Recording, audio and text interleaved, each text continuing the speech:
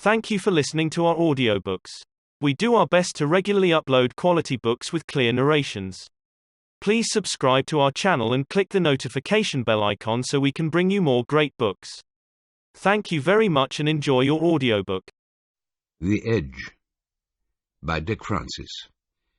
Read by Tony Britton. Chapter 1. I was following Derry Welfram at a prudent 50 paces when he stumbled, fell face down on the wet tarmac, and lay still. I stopped, watching, as nearer hands stretched to help him up, and saw the doubt, the apprehension, the shock flower in the opening mouths of the faces around him. The word that formed in consequence in my own brain was violent, of 4 letters, and unexpressed. Derry Welfram lay face down, unmoving, while the 14 runners for the 3:30 race at York stalked closely past him, the damp jockeys looking down and back with muted curiosity, minds on the business ahead, bodies shivering in the cold near-drizzle of early October. The man was drunk. One could read their minds. Mid-afternoon falling-down drunks were hardly unknown on racecourses. It was a miserable, uncomfortable afternoon. Good luck to him, the drunk. I retreated a few unobtrusive steps and went on watching. Some of the group who had been nearest to Welfram when he fell were edging away, looking at the departing horses, wanting to leave, to see the race. A few shuffled from foot to foot, caught between a wish to desert and shame at doing so, and one, more civic-minded, scuttled off for help. I drifted over to the open door of the paddock bar, from where several customers looked out on the scene. Inside, the place was full of dryish people watching life on closed-circuit television, life at second hand. One of the group in the doorway said to me, "What's the matter with him?" "I've no idea," I shrugged. "Drunk, I dare say." I stood there quietly, part of the scenery, not pushing through into the bar, but standing just outside the door under the eaves of the overhanging roof, trying not to let the occasional drips from above fall down my neck. The civic-minded man came back at a run, followed by a heavy man in a St. John's ambulance uniform. People had by now half-turned Welfram and loosened his tie, but seemed to step back gladly at the approach of officialdom. The St. John's man rolled Welfram fully onto his back and spoke decisively into a walkie-talkie. Then he bent Welfram's head backwards and tried mouth-to-mouth resuscitation. I couldn't think of any circumstance which would have persuaded me to put my mouth on Welfram's. Perhaps it was easier between absolute strangers. Not even to save his life, I thought, though I'd have preferred him alive. Another man arrived in a hurry, a thin, raincoated man I knew by sight to be the racecourse doctor. He tapped the ambulance man on the shoulder, telling him to discontinue, and himself laid first his fingers against Welfram's neck, then his stethoscope against the chest inside the opened shirt. After a long, listening pause, perhaps as much as half a minute, he straightened and spoke to the ambulance man, meanwhile stuffing the stethoscope into his raincoat pocket. Then he departed, again in a hurry, because the race was about to begin, and the racecourse doctor, during each running, had to be out on the course to succour the jockeys. The ambulance man held a further conversation with his walkie-talkie, but tried no more to blow air into unresponsive lungs. And presently some colleagues of his arrived with a stretcher and covering blanket, and loaded up and carried away, decently hidden, the silver hair, the bulging navy-blue suit, and the stilled heart of a heartless man. The group that had stood near him broke up with relief, 2 or 3 of them heading straight for the bar. The man who had earlier asked me asked the newcomers the same question. "What's the matter with him?" "Oh, he's dead," one of them said, briefly and unnecessarily. "God, I need a drink." He pushed his way into the bar, with the doorway spectators, me among them, following him inside to listen. "He just fell down and died." He shook his head. "It's true. Makes you think." He tried to catch the barman's eye. You could hear his breath rattling. Then he just stopped. He was dead before the St. John's man got there. "Barman, I need a gin. Make it a treble." "Was there any blood?" I asked. Blood? He half looked in my direction. Course not, you don't get blood with heart attacks. Barman, gin and tonic. Not much tonic. And get a shunt on, will you? Who was he? Someone said. Search me. Just some poor mug. On the television, the race began, and everyone, including myself, swivelled round to watch, though I couldn't have said afterwards what had won. With Derry Welfram dead, my immediate job was going to be much more difficult, if not temporarily impossible. The 3:30 in those terms was irrelevant. I left the bar in the general break-up after the race and wandered about inconclusively for a bit, looking for other things that were not as they should be and, as on many days, not seeing any. I particularly looked for anyone who might be looking for Derry Welfram, hanging around for that purpose outside the ambulance-room door, but no one arrived to inquire. An announcement came over the loudspeakers presently, asking for anyone who had accompanied a Mr. D. Welfram to the races to report to the clerk of the course's office. So I hung about outside there for a while also, but no one accepted the invitation. Welfram, the corpse, left the racecourse in an ambulance en route to the morgue, and after a while I drove away from York in my unremarkable Audi, and punctually at 5 o'clock telephoned on my car phone to John Millington, my immediate boss, as required. "What do you mean he's dead?" he demanded. "He can't be." "His heart stopped," I said. Well, did someone kill him?" Neither of us would have been surprised if someone had, but I said, "No, there wasn't any sign of it. I'd been following him for ages. I didn't see anyone bump into him or anything like that, and there was apparently no blood, nothing suspicious. He just died." "Shit!"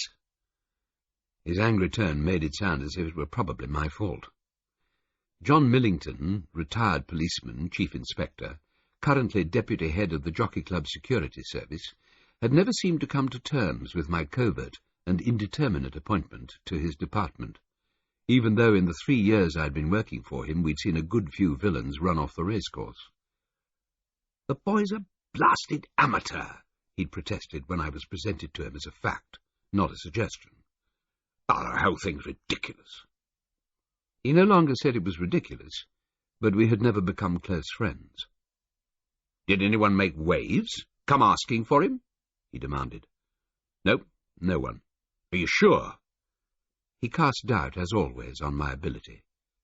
"Yes, positive." I told him of my visuals outside the various doors. "Who did he meet, then, before he snuffed it?" "I don't think he met anybody, unless it was very early in the day, before I spotted him. He wasn't searching for anyone, anyway.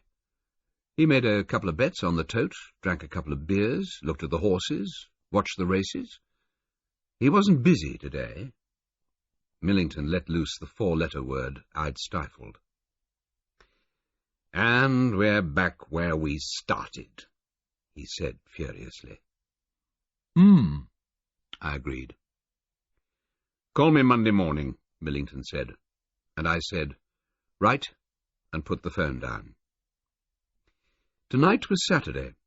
Sunday was my regular day off, and Monday too, except in times of trouble. I could see my Monday vanishing fast. Millington, in common with the whole security service and the stewards of the Jockey Club, was still smarting from the collapse in court of their one great chance of seeing behind bars arguably the worst operator still lurking in the undergrowth of racing. Julius Apollo Filmer had been accused of conspiring to murder a stable lad, who had been unwise enough to say, loudly and drunkenly, in a Newmarket pub, that he knew things about Mr. effing blinding Filmer that would get the said arsehole chucked out of racing quicker than Shergar won the Derby. The pathetic stable lad turned up in a ditch 2 days later, with his neck broken, and the police, Millington assisting, put together a watertight-looking conspiracy case, establishing Julius Filmer as paymaster and planner of the crime. Then, on the day of his trial, odd things happened to the 4 prosecution witnesses. One had a nervous breakdown, and was admitted in hysteria to a mental hospital. One disappeared altogether and was later seen in Spain, and two became mysteriously unclear about facts that had been razor-sharp in their memories earlier. The defence brought to the witness box a nice young man who swore on oath that Mr. Filmer had been nowhere near the Newmarket Hotel where the conspiracy was alleged to have been hatched, but had instead been discussing business with him all night in a motel, bill produced, 300 miles away. The jury was not allowed to know that the beautifully mannered, well-dressed, blow-dried, quietly spoken youth was already serving time for confidence tricks and had arrived at court in a black Maria. Almost everyone else in the court, lawyers, police, the judge himself, knew that the nice young man had been out on bail on the night in question, and that even though the actual murderer was still unknown, Filmer had beyond doubt arranged the stable lad's killing. Julius Apollo Filmer smirked with satisfaction at the not guilty verdict, and clasped his lawyer in a bear hug. Justice had been mocked. The stable lad's parents wept bitter tears over his grave, and the Jockey Club ground its collective teeth. Millington swore to get Filmer somehow, anyhow, in the future, and had made it into a personal vendetta, the pursuit of this one villain filling his mind to the exclusion of nearly everything else. He had spent a great deal of time in the Newmarket pubs, going over the ground the regular police had already covered, trying to find out exactly what Paul Shacklebury, the dead stable lad, had known to the detriment of Filmer. No one knew, or no one was saying. And who could blame anyone for not risking a quick trip to the ditch? Millington had had more luck with the hysterical witness, now back home, but still suffering fits of the shivers. She, the witness, was a chambermaid in the hotel where Filmer had plotted. She had heard, and had originally been prepared to swear she had heard, Filmer say to an unidentified man, "If he's dead, he's worth $5,000 to you and 5 to the hatchet, so go and fix it." She'd been hanging fresh towels in the bathroom when the two men came in from the corridor, talking. Filmer had been abrupt with her and bundled her out, and she hadn't looked at the other man. She remembered the words clearly, but hadn't, of course, seen their significance until later. It was because of the word hatchet that she remembered particularly. A month after the trial, Millington got from her a half-admission that she'd been threatened not to give evidence. Who had threatened her? A man she didn't know. But she would deny it. She would deny everything. She would have another collapse. The man had threatened to harm her 16-year-old daughter. Harm. He'd spelt out all the dreadful programme lying ahead. Millington, who could lay on the syrup if it pleased him, had persuaded her with many a honeyed promise, that he wouldn't necessarily keep, to come for several days to the races, and there, from the safety of various strategically placed security offices, he'd invited her to look out of the window. She would be in shadow, seated, comfortable, invisible, and he would point out a few people to her. She was nervous and came in a wig and dark glasses. Millington got her to remove the glasses. She sat in an upright chair and twisted her head to look over her shoulder at me, where I stood quietly behind her. "Never mind about him," Millington said. "He's part of the scenery." All the world went past those windows on racing afternoons, which was why, of course, the windows were where they were. Over 3 long sessions during a single week on 3 different racecourses, Millington pointed out to her almost every known associate and friend of Filmer's, but she shook her head to them all. At the 4th attempt, the following week, Filmer himself strolled past, and I thought we'd have a repeat of the hysterics.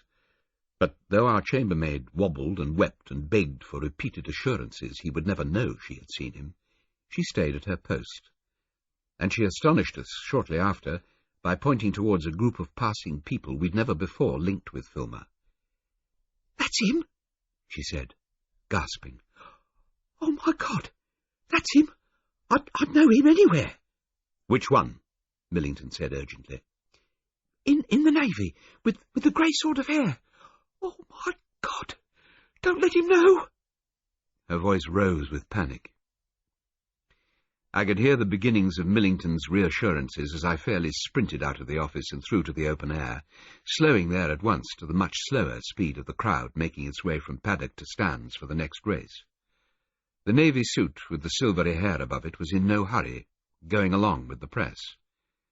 I followed him discreetly for the rest of the afternoon, and only once did he touch base with Filmer, and then as if accidentally, as between strangers. The exchange looked as if Navy Suit asked Filmer the time. Filmer looked at his watch and spoke. Navy Suit nodded and walked on. Navy Suit was Filmer's man, all right, but was never to be seen to be that in public. Just like me and Millington. I followed Navy Suit from the racecourse in the going-home traffic and telephoned from my car to Millington. "He's driving a Jaguar," I said. "License number A576FDD. He spoke to Filmer. He's our man." "Right." "How's the lady?" I asked. "Who? Oh, her. I had to send Harrison all the way back to Newmarket with her. She was half off her rocker again." "You still got our man in sight?" "Yep. I'll get back to you." Harrison was one of Millington's regular troops, an ex-policeman, heavy, avuncular, near to pensioned retirement. I'd never spoken to him, but I knew him well by sight, as I knew all the others. It had taken me quite a while to get used to belonging to a body of men who didn't know I was there, rather as if I were a ghost. I was never noticeable. I was 29, 6 feet tall, brown-haired, brown-eyed, 12 stone in weight, with, as they say, no distinguishing features. I was always part of the moving race crowd, looking at my race card, wandering about, looking at horses, watching races, having a bet or two. It was easy because there were always a great many other people around doing exactly the same thing. I was a grazing sheep in a flock. I changed my clothes and general appearance from day to day, and never made acquaintances, and it was lonely quite often, but also fascinating.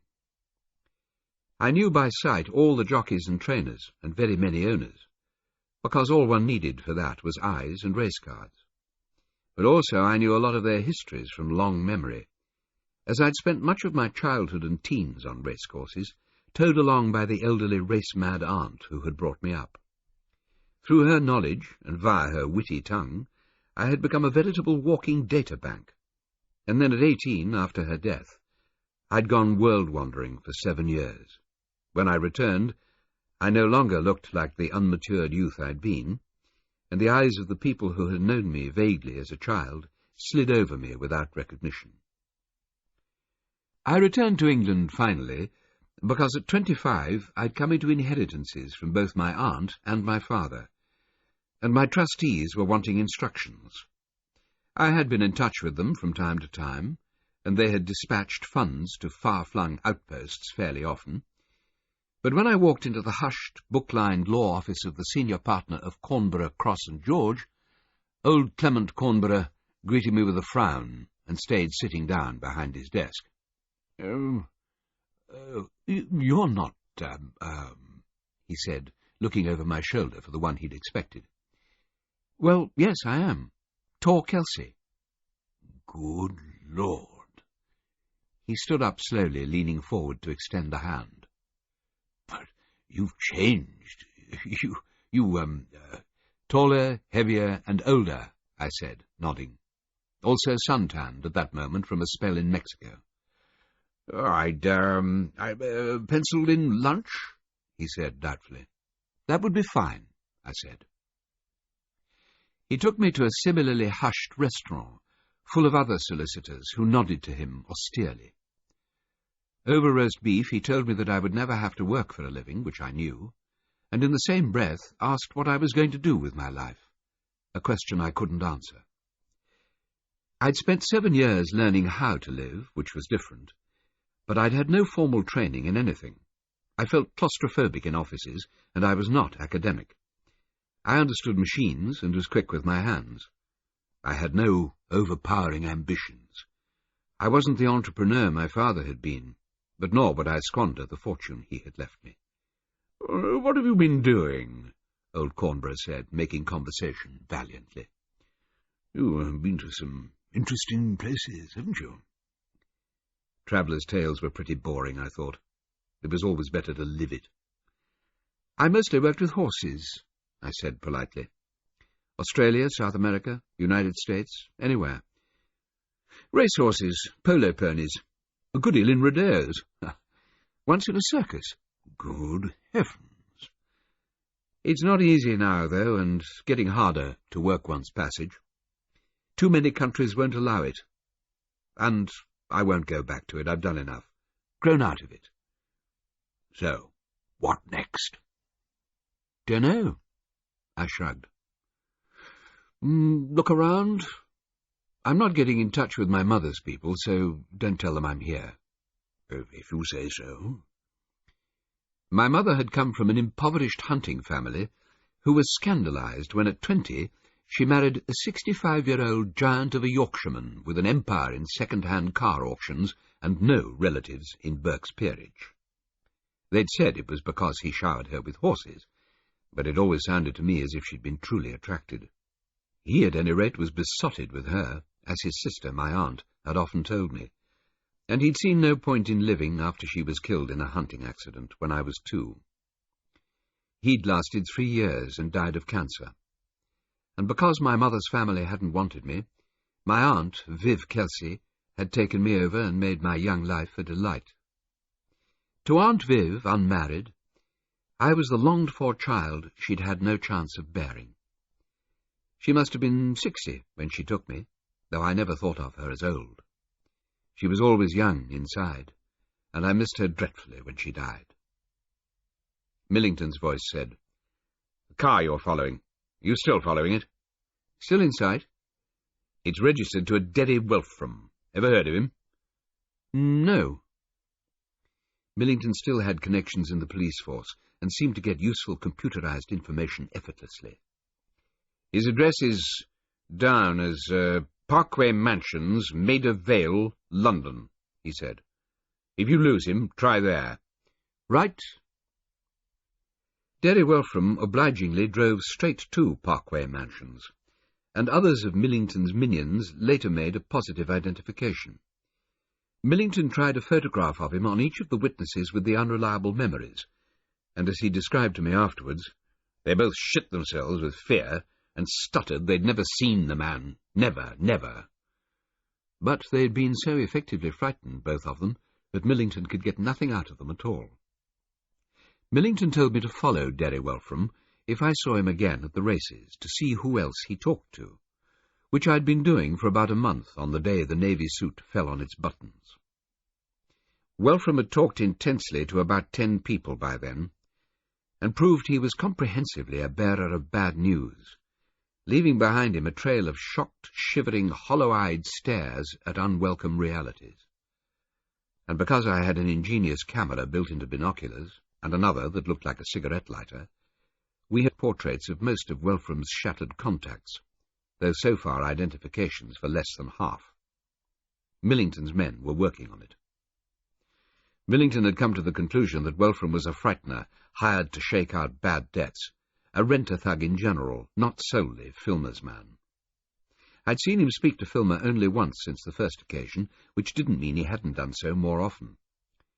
There were usually race meetings at 3 or more different courses in England each day, and it was a toss-up sometimes to guess where either of the quarries would go.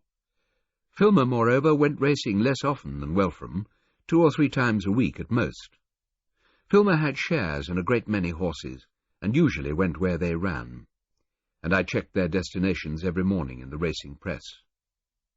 The problem with Filmer was not what he did, but catching him doing it. At first sight, second sight, third sight, he did nothing wrong. He bought racehorses, put them in training, went to watch them run, enjoyed all the pleasures of an owner. It was only gradually, over the 10 years since Filmer had appeared on the scene, that there had been eyebrows raised, frowns of disbelief, mouths pursed in puzzlement. Filmer bought horses occasionally at auction, through an agent or a trainer, but chiefly acquired them by deals struck in private, perfectly proper procedure. Any owner was always at liberty to sell his horses to anyone else. The surprising thing about some of Filmer's acquisitions was that no one would have expected the former owner to sell the horse at all.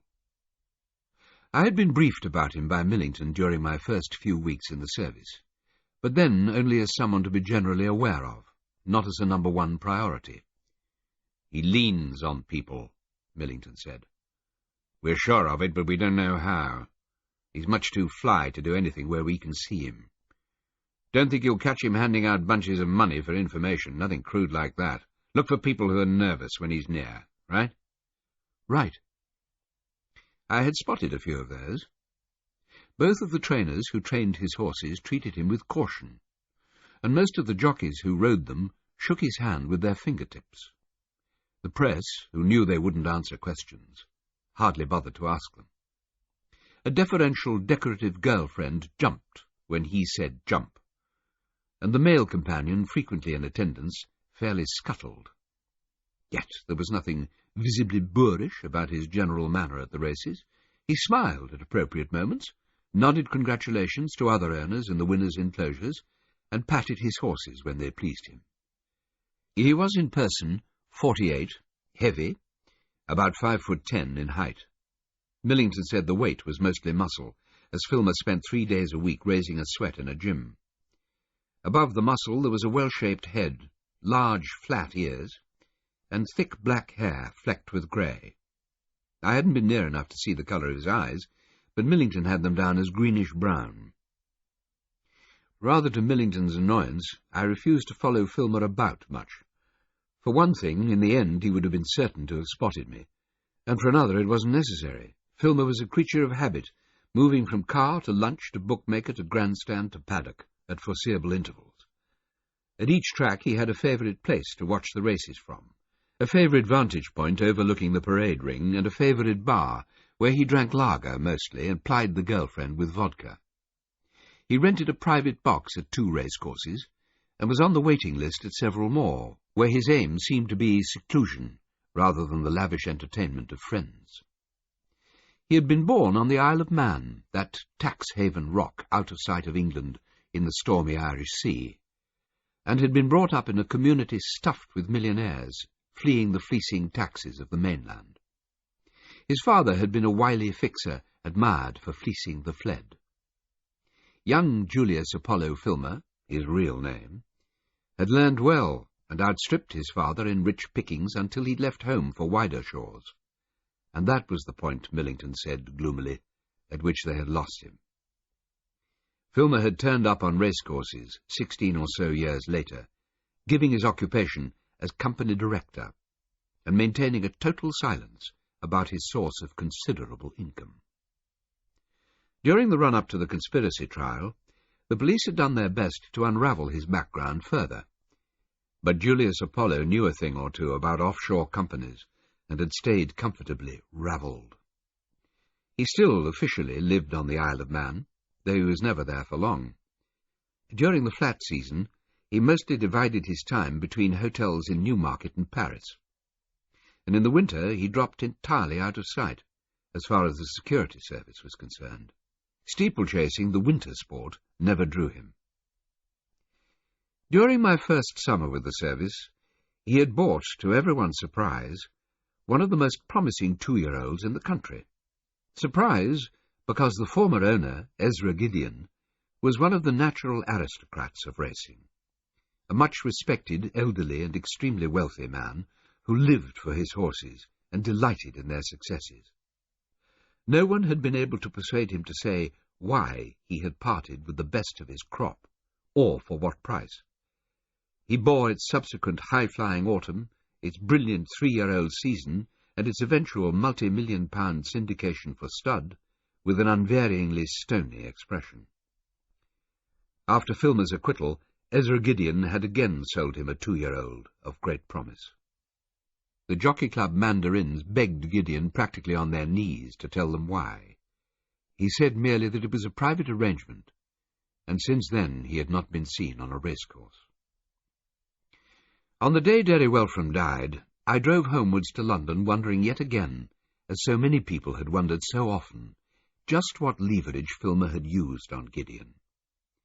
Blackmailers had gone largely out of business since adultery and homosexuality had been blown wide open, and one couldn't see old-fashioned, upright Ezra Gideon as one of the newly fashionable brands of transgressor, an insider trader, or an abuser of children.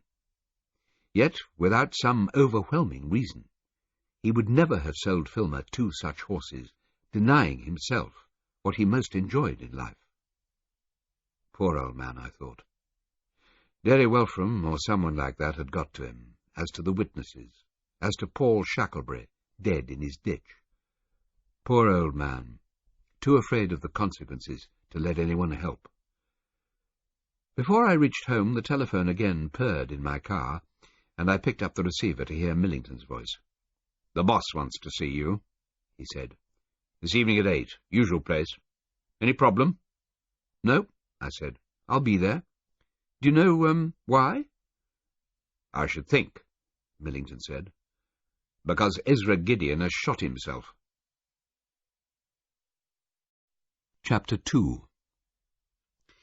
The boss, Brigadier Valentine Catto, Director of Security to the Jockey Club, was short, spare, and a commanding officer from his polished toe-caps to the thinning blonde hair on his crown.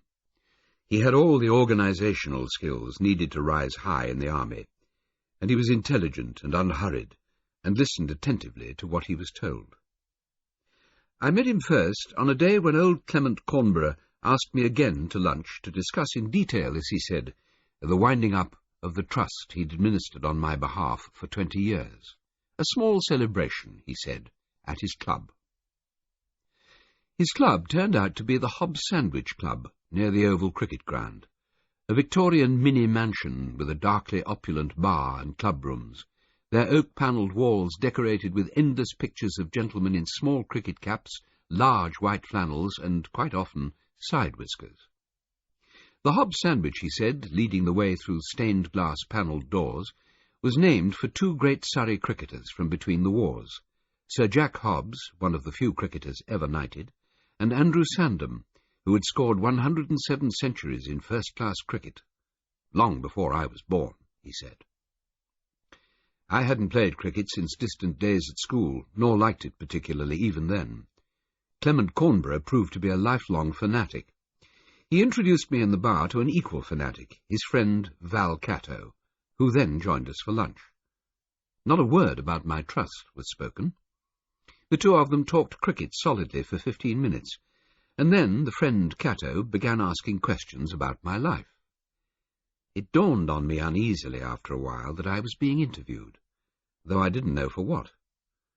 And I learned afterwards that in conversation one day during the tea interval of a cricket match, Catto had lamented to Cornborough that what he really needed was someone who knew the racing scene intimately, but whom the racing scene didn't know in return. An eyes and ears man, a silent, unknown investigator, a fly on racing's wall that no one would notice. Such a person, they had sighed together, was unlikely to be found. And that when a few weeks later I walked into Cornborough's office, or at least by the time I left it, the lawyer had suffered a brainwave, which he passed on to his friend Val. The Hobbs Sandwich lunch, of anything but sandwiches, had lasted through a good chunk of the afternoon, and by the end of it I had a job. I hadn't taken a lot of persuading, as it seemed interesting to me from the start. A month's trial on both sides, Brigadier Catto said, and mentioned a salary that had Cornborough smiling broadly. "Oh, what's so funny?" the Brigadier asked. "That's normal. We pay most of our men that at the start." I forgot to mention it. Tor here is, He paused, perhaps wondering whether finishing the sentence came under the heading of breaking a client's right to confidentiality, because after a short while he went on, "He'd better tell you himself." "I accept the salary," I said. "What have you not told me?" Catto asked, suddenly very much the boss, his eyes not exactly suspicious, but unsmiling. And I saw that I was not binding myself to some slightly eccentric, friendly cricket nut, but to the purposeful, powerful man who had commanded a brigade, and was currently keeping horse racing honest. I was not going to be playing a game, he was meaning, and if I thought so, he would go no further. I said wryly, "I have a private income after tax of about 20 times the salary you're offering. But I'll take your money all the same, sir, and I'll work for it." He listened to the underlying declaration of commitment and good faith, and after a long pause he smiled briefly and nodded. "Very well," he said. "When can you start?" I had started the next day at Epsom races, relearning the characters, reawakening sleeping memories, hearing Aunt Viv's bright voice in my ear about as clearly as if she were alive. "There's Paddy Fredericks. Did I tell you he used to be married to Betsy, who's now Mrs. Glovebinder? Brad Glovebinder used to have horses with Paddy Fredericks, but when he pinched Betsy, he took his horses away too. No justice in the world. Hello, Paddy. How are things? This is my nephew Torquil, as I expect you remember. You've met him often enough. Well done with your winner, Paddy." And Paddy had taken us off for a drink, buying me a Coke. I came face to face unexpectedly with the trainer Paddy Fredericks that first day at Epsom, and he hadn't known me. There hadn't been a pause or a flicker. Aunt Viv had been dead nearly 8 years, and I had changed too much. And I'd been reassured from that early moment that my weird new non-identity was going to work. On the grounds that racing villains made it their business to know the security service comprehensively by sight, Brigadier Cato said that if ever he wanted to speak to me himself, it would never be on a racecourse, but always in the bar of the Hobbs Sandwich, and so it had been for the past 3 years. He and Clement Cornborough had sponsored me for full membership of the club, and encouraged me to go there occasionally on other days on my own. And although I'd thought the Brigadier's passion for secrecy a shade obsessive, I had fallen in with his wishes and come to enjoy it, even if I'd learned a lot more about cricket than I really wanted to. On the night of Derry Welfram's death, I walked into the bar at 10 to 8 and ordered a glass of Burgundy and a couple of beef sandwiches, which came promptly, because of the post-cricket season absence of 100 devotees discussing leg breaks and insider politics at the tops of their voices.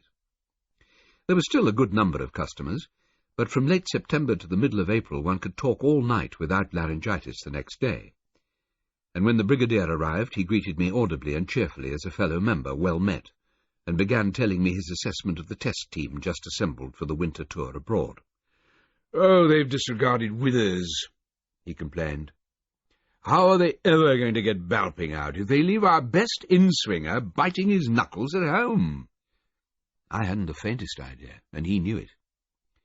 With a gleam of a smile, he bought himself a double Scotch drowned in a large glass of water, and led the way to one of the small tables round the edge of the room, still chatting on about the whys and wherefores of the selected team. "Now," he said, without change of speed or volume, "Welfram's dead, Shacklebury's dead, Gideon's dead, and the problem is, what do we do next?" The question, I knew, had to be rhetorical. He never called me to the Hobbs Sandwich to ask my advice, but always to direct me towards some new course of action, though he would listen and change his requirements if I put forward any huge objections, which I didn't often. He waited for a while, though, as if for an answer, and took a slow, contemplative mouthful of weak whisky. "Did Mr. Gideon leave any notes?" I asked eventually. "Not as far as we know. Nothing as helpful as telling us why he sold his horses to Filmer, if that's what you mean. Not unless a letter comes in the post next week, which I very much doubt." Gideon had been frightened beyond death, I thought. The threat must have been to the living, an ongoing, perpetual threat. "Mr. Gideon has daughters," I said. The Brigadier nodded. 3, and 5 grandchildren. His wife died years ago, I suppose you know. Am I reading you aright? That the daughters and grandchildren were hostages? Yes. Do you think they could know it? Positive they don't, the Brigadier said.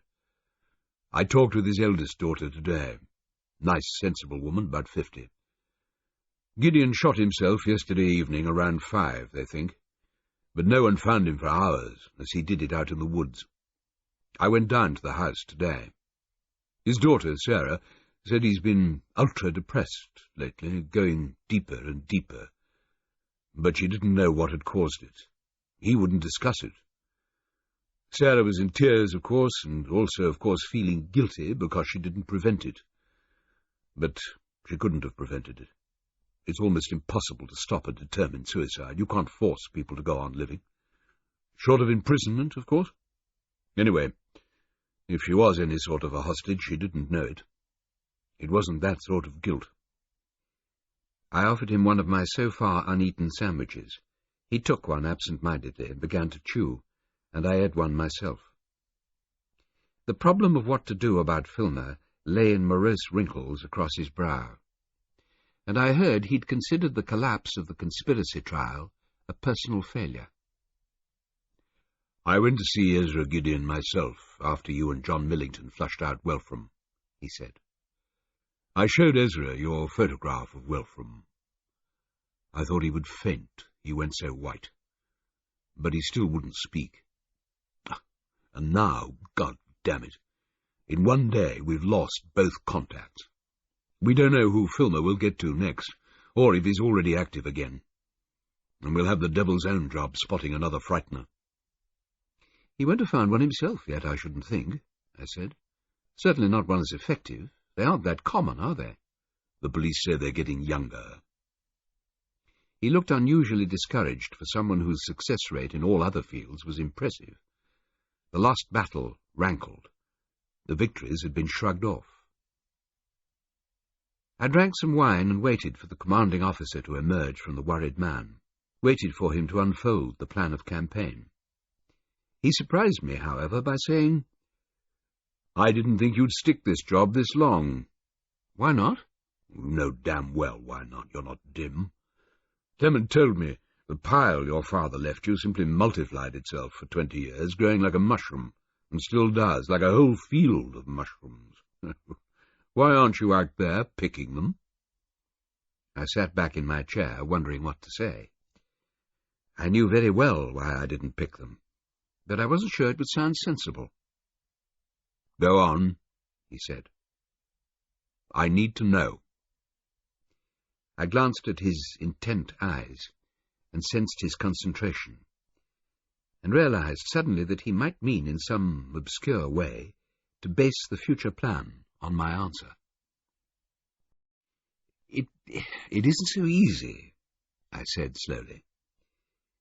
"And don't laugh, it really isn't so easy to be able to afford anything you want, short of the crown jewels and trifles like that. Well, I don't find it easy. I'm like a child loose in a sweet shop. I could eat and make myself sick and greedy and a jellyfish. So I keep my hands off the sweets and occupy my time following crooks. Is that any sort of answer?" He grunted noncommittally. "How strong is the temptation?" "On freezing cold days in sleet and wind at, say, Doncaster races, very strong indeed. At Ascot, in the sunshine, I don't feel it." "Be serious," he said. "Put it another way. How strong is your commitment to the security service?" "They're really two different things," I said. "I don't pick too many mushrooms because I want to retain order, to keep my feet well planted. Mushrooms can be hallucinogenic, after all. I work for you, for the service, rather than in banking or farming and so on, because I like it, and I'm not all that bad at what I do, really, and it's useful, and I'm not terribly good at twiddling my thumbs. I don't know that I'd die for you. Is that what you want?" His lips twitched. He said, "Fair enough. How do you feel about danger nowadays? I know you did risky enough things on your travels." After a brief pause, I said, "What sort of danger?" "Physical, I suppose." He rubbed a thumb and forefinger down his nose and looked at me with steady eyes. "Perhaps." "What do you want me to do?" We had come to the point of the meeting, but he backed away from it still. I knew in a way that it was because of what he'd called the mushrooms that he'd grown into the way of speaking to me as he did, proposing but seldom giving straight orders. He would have been more forthright if I'd been a junior army officer in uniform. Millington, who didn't know about the mushrooms, could uninhibitedly boss me around like a sergeant major, and did so pretty sharply under pressure. Millington mostly called me Kelsey, and only occasionally, on good days, Tor. "Tor? What sort of name is that?" he demanded at the beginning. "Short for Torquil," I said. "Torquil? Huh, I don't blame you." He always referred to himself as Millington. "Millington here," when he telephoned. And that was how I thought of him. He had never asked me to call him John. I supposed that a man who had served in a strongly hierarchical organization for a long time found surnames natural. The Brigadier's attention still seemed to be focused on the glass he was slowly revolving in his hands. But finally he put it down precisely in the centre of a beer mat, as if coming to a precise conclusion in his thoughts. "I had a telephone call yesterday from my counterpart in the Canadian Jockey Club." He paused again. "Have you ever been to Canada?" "Yes," I said. "Once, for a while, for maybe 3 months, mostly in the West. Calgary, Vancouver. I went up by boat from there to Alaska." "Did you go to the races in Canada?" "Yes, a few times. But it must be about 6 years ago. And I don't know anyone." I stopped, puzzled, not knowing what kind of response he wanted. "Do you know about this train?" he said. "The transcontinental mystery race train? Ever heard of it?" I said, reflecting. "I read something about it the other day. A lot of top Canadian owners are going on a jolly with their horses, stopping to race at tracks along the way. Is that the one you mean?" "It is indeed. But the owners aren't all Canadian. Some of them are American, some are Australian, and some are British. One of the British passengers is Julius Filmer." "Oh," I said. "Yes, oh." "The Canadian Jockey Club has given its blessing to the whole affair because it's attracting worldwide publicity, and they're hoping for bumper attendances, hoping to give all Canadian racing an extra boost. Yesterday my counterpart, Bill Baudelaire, told me he'd been talking with the company who are arranging everything. They've had regular liaison meetings, it seems. And he found there was a late addition to the passenger list. Julius Filmer. Bill Baudelaire, of course, knows all about the conspiracy fiasco. He wanted to know if there wasn't some way we could keep the undesirable Mr. Filmer off that prestigious train. Couldn't we possibly declare him persona non grata on all racetracks, including and especially Canadian? I told him if we'd had any grounds to warn Filmer off, we'd have done it already, but the man was acquitted. We can't be seen to disgrace him when he's been declared not guilty. We'd be in all sorts of trouble. We can't warn him off for buying 2 horses from Gideon. These days we can't just warn him off because we want to. He can only be warned off for transgressing against the rules of racing." All the frustrated fury of the Jockey Club vibrated in his voice. He wasn't a man to take impotence lightly. "Bill Baudelaire knows all that, of course," he went on. "He said if we couldn't get Filmer off the train, would we please get one of our grandees on? Although the whole thing is sold out, he twisted the arms of the promoters to say they would let him have 1 extra ticket. And he wanted one of our stewards, or one of the Jockey Club department heads, or me myself, to go along conspicuously, so that Filmer would know he was being closely watched, and would refrain from any sins he had in mind." "Are you going?" I asked, fascinated. "No, I'm not." "You are." I said, a shade breathlessly. "I hardly fit the bill." "I told Bill Baudelaire," the Brigadier said succinctly, "that I would send him a passenger Filmer didn't know. One of my men. Then, if Filmer does try anything, and after all it's a big if, We might have a real chance of finding out how and what and catching him at it. My God, I thought. So simple put like that. So absolutely impossible a performance. I swallowed. What did Mr. Baudelaire say? I talked him into agreeing. He's expecting you. I blinked. Well, the Brigadier said, not you by name. Someone. Someone fairly young, I said, but experienced. Someone who wouldn't seem out of place. His teeth gleamed briefly. On the Millionaire's Express. But, I said, and stopped dead, my mind full of urgent reservations and doubts that I was good enough for a job like that. Yet, on the other hand, what a lark. Will you go? He asked. Yes, I said. He smiled. I hoped you might. Brigadier Cato, who lived 90 miles from London in Newmarket, was staying overnight, as he often did, in a comfortable bedroom upstairs in the club. I left him in the bar after a while, and drove the last half-mile home to where I lived, in a quiet residential street in Kennington. I'd looked in that district for somewhere to put down a few roots on the grounds that I wouldn't be bothered to use the club much if I lived on the other side of London. Kennington, south of the Thames, rubbing shoulders with the grittiness of Lambeth and Brixton, was not where the racing crowd panted to be seen, and in fact I never spotted anyone locally that I knew by sight on the racecourse. I'd come across an advertisement. House share available for single presentable yuppie.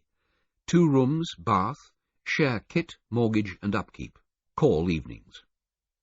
And although I'd been thinking in terms of a flat on my own, house sharing had suddenly seemed attractive, especially after the loneliness of work. I'd presented myself by appointment, been inspected by the 4 others in residence, and let in on trial, and it had all worked very well.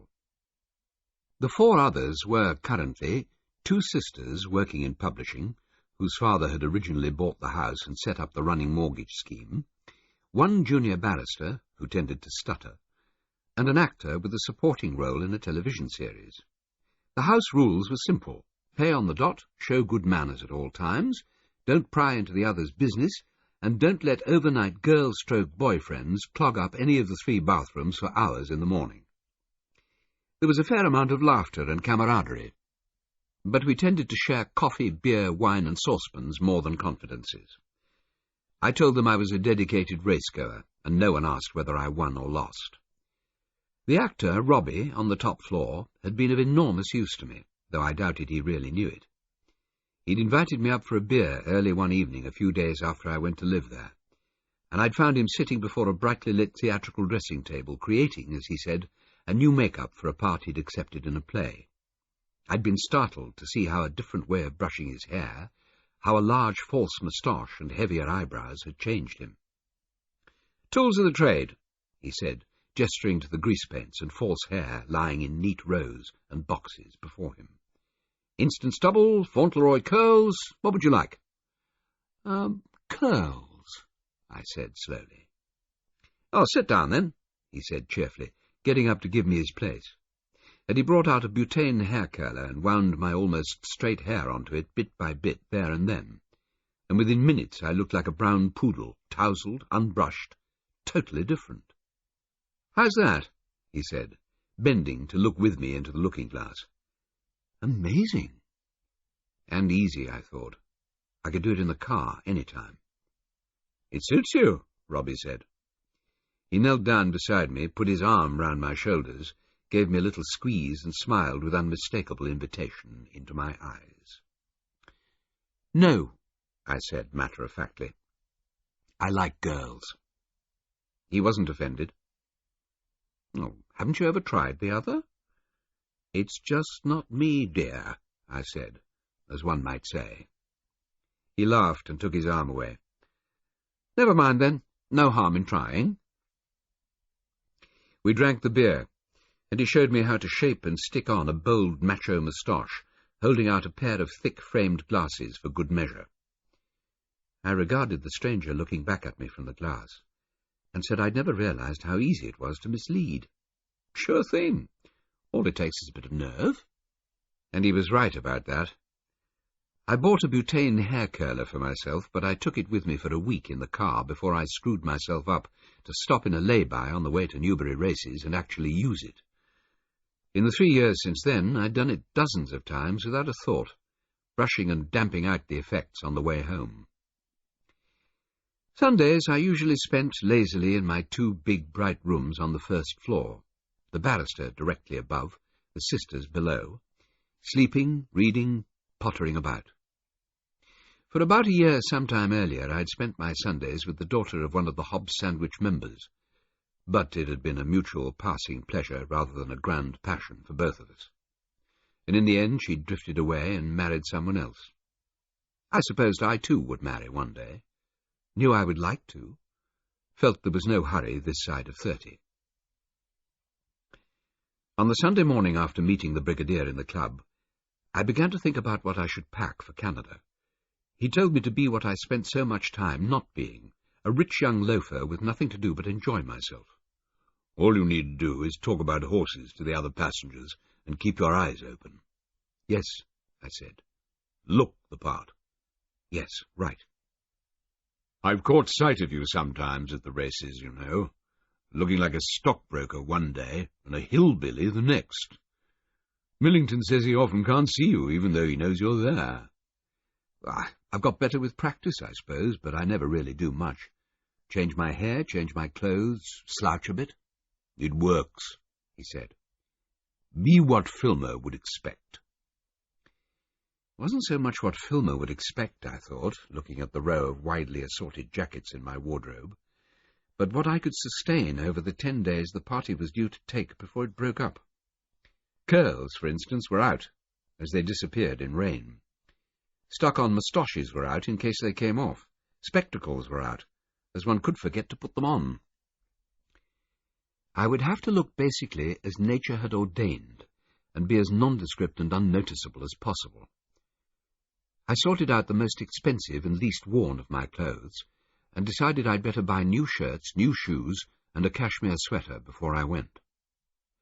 I telephoned Millington on Monday morning, as instructed, and found him in his usual state of disgruntlement.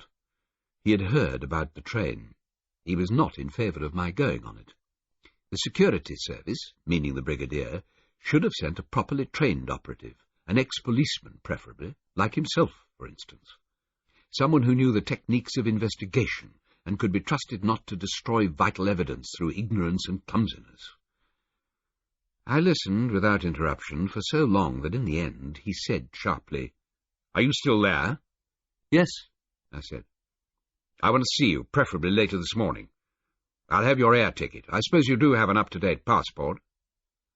We agreed to meet, as often before, in a reasonably good small snack bar next to Victoria Station, convenient for both Millington, who lived a couple of miles southwest across Battersea Bridge, and for me a few stops down the line to the south. I arrived 10 minutes before the appointed time, and found Millington already sitting at a table with a mug of brown liquid and several sausage rolls in progress. I took a tray, slid it along the rails in front of the glass-fronted serving display, and picked a slice of cheesecake from behind one of the small hinged doors. I actually approved of the glass door arrangement. It meant that with luck one's cheesecake wouldn't have been sneezed on by the general public, but only by a cook or two and the snack bar staff. Millington eyed my partially hygienic wedge, and said he preferred the lemon meringue pie himself.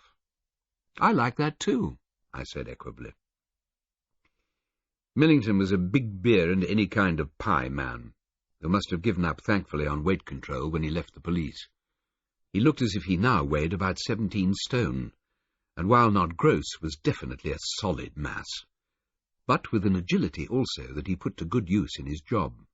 Many petty racecourse crooks had made the mistake of believing Millington couldn't snake after them like an eel through the crowds, only to feel the hand of retribution falling weightily on their collar. I'd seen Millington catching a dipping pickpocket on the wing, an impressive sight. The large convenience food snack bar, bright and clean, was always infernally noisy, pop music thumping away to the accompaniment of chairs scraping the floor and the clatter of meals at a gallop. The clientele were mostly travellers, coming or going on trains lacking buffet cars, starving or prudent. Travellers checking their watches, gulping too hot coffee, uninterested in others, leaving in a hurry. No one ever gave Millington and me a second glance, and no one could ever have overheard what we said. We never met there when there was racing at places like Plumpton, Brighton, Lingfield and Folkestone.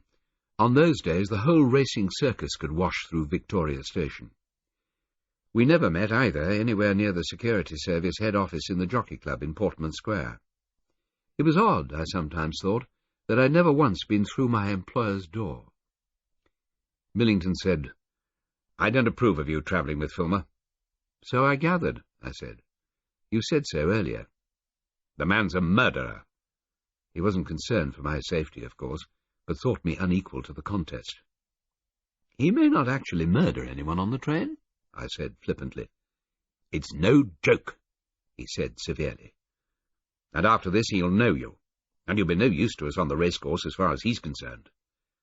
"There are about 50 people going on the trip," the Brigadier said. "I won't push myself into Filmer's notice. He quite likely won't remember me afterwards." "You'll be too close to him," Millington said obstinately. "Well," I said thoughtfully, "it's the only chance we've ever had so far to get really close to him at all. Even if he's only going along for a harmless holiday, we'll know a good deal more about him this way." "I don't like wasting you," Millington said, shaking his head. I looked at him in real surprise. "That's a change," I said. "I didn't want you working for us to begin with," he said, shrugging. "Didn't see what good you could do. Thought it was stupid. Now you're my eyes, the eyes in the back of my head that the villains have been complaining about ever since you started. I've got the sense to know it, and if you must know, I don't want to lose you. I told the Brigadier we were wasting our trump card sending you on that train. He said we might be playing it, and if we could get rid of Filmer it was worth it." I looked at Millington's worried face. I said slowly, "Do you, and does the Brigadier, know something about Filmer's travel plans that you've not told me?" "When he said that," Millington said, looking down at his sausage rolls, "I asked him that same question. He didn't answer. I don't know of anything myself. I'd tell you if I did." Perhaps he would, I thought. Perhaps he wouldn't. The next day, Tuesday, I drove north to Nottingham for a normal day's hard work hanging around doing nothing much at the races. I'd bought the new clothes and a new suitcase, and had more or less packed, ready for my departure the next morning, and the old long-distance wanderlust that had in the past kept me travelling for 7 years had woken from its recent slumber and given me a sharp nudge in the ribs. Millington shouldn't fear losing me to Filmer, I thought, so much as to the old seductive tug of moving on, seeing what lay around the next corner. I could do it now, I supposed, in 5-star fashion, not backpacking, in limousines, not on buses, eating haute cuisine, not hot dogs, staying in Palm Beach, not dusty backwoods. Probably I'd enjoy the lushness for a while, maybe even for a long while. But in the end, to stay real, I'd have to get myself out of the sweet shop and do some sort of work, and not put it off and off until I no longer had a taste for plain bread. I was wearing, perhaps as a salute to plain bread, a well-worn leather jacket and a flat cloth cap, the binoculars camera slung round my neck, a race card clutched in my hand. I stood around vaguely outside the weighing room, watching who came and who went, who talked to whom, who looked worried, who happy, who malicious. A young apprentice with an ascendant reputation came out of the weighing room in street clothes, not riding gear, and stood looking around as if searching for someone. His eyes stopped moving and focused, and I looked to see what had caught his attention. He was looking at the Jockey Club's paid steward, who was acting at the meeting as the human shape of authority. The steward was standing in social conversation with a pair of people who had a horse running that day, and after a few minutes he raised his hat to the lady and walked out towards the parade ring. The apprentice calmly watched his departing back, then made another sweep of the people around. Seeing nothing to worry about, he set off towards the stand the jockeys watched the races from, and joined a youngish man with whom he walked briefly, talking. They parted near the stand, and I, following, transferred my attention from the apprentice and followed the other man instead. He went straight into the bookmaker's enclosure in front of the stands, and along the rows of bookmakers to the domain of Collie Goodboy, who was shouting his offered odds from the height of a small platform the size of a beer crate. The apprentice's contact didn't place a bet. He picked up a ledger and began to record the bets of others. He spoke to Collie Goodboy, Les Morris to his parents, who presently wiped off the offered odds from his board and chalked up new ones. The new odds were generous. Collie Goodboy was rewarded by a rush of eager punters keen to accept the invitation. Collie Goodboy methodically took their money. With a sigh I turned away and wandered off up to the stands to watch the next race, scanning the crowds as usual, watching the world revolve. I ended up standing not far from the rails dividing the bookmakers' section of the stands, called the Tattersall's enclosure, from the club, the more expensive end. I often did that, as from there one could see the people in both enclosures easily. One could see also who came to the dividing rails to put bets on with the rows of bookmakers doing business in that privileged position. The rails bookmakers were the princes of their trade, genial, obliging, fair, flint-hearted, brilliant mathematicians. I watched, as always, to see who was betting with whom, and when I came to the bookmaker nearest to the stands, nearest to me, I saw that the present customer was Filmer. I was watching him bet, thinking of the rail journey ahead, when he tilted his head back and looked straight up into my eyes. Chapter 3. I looked away, instantly but smoothly, and presently glanced back. Filmer was still talking to the bookmaker. I edged upwards through the crowd behind me until I was about 5 steps higher and surrounded by other racegoers. Filmer didn't look back to where I'd been standing. He didn't search up or down or sideways to see where I had gone. My thumping heart quietened down a bit. The meeting of eyes had been accidental. Had to have been. Dreadfully unwelcome all the same, particularly at this point. I hadn't expected him to have been at Nottingham, and hadn't looked for him. 2 of his horses were certainly down to run, but Filmer himself almost never went to the Midland courses of Nottingham, Leicester, or Wolverhampton. He had definite preferences in racecourses, as in so much else. Always a creature of habit. I made no attempt to shadow him closely, as it wasn't necessary. Before the following race he would be down in the parade ring to watch his horse walk round, and I could catch him up there. I watched him conclude his bet and walk away to climb the stands for the race about to start, and as far as I could see he was alone, which also was unusual, as either the girlfriend or the male companion was normally in obsequious attendance. The race began, and I watched it with interest. The chatty apprentice wasn't riding in it himself, but the stable that employed him had a runner. The runner started 3rd favourite and finished 3rd last. I switched my gaze to Collie Goodboy and found him smiling. A common, sad, fraudulent sequence that did racing no good. Filmer stepped down from the stands and headed in the direction of the saddling boxes to supervise, as he always did, the final preparation for his horse's race. I drifted along in his wake to make sure, but that was indeed where he went. From there to the parade ring, from there to place a bet with the same bookmaker as before, from there to the stands to watch his horse race, from there to the unsaddling enclosure allotted to the horse that finished 2nd.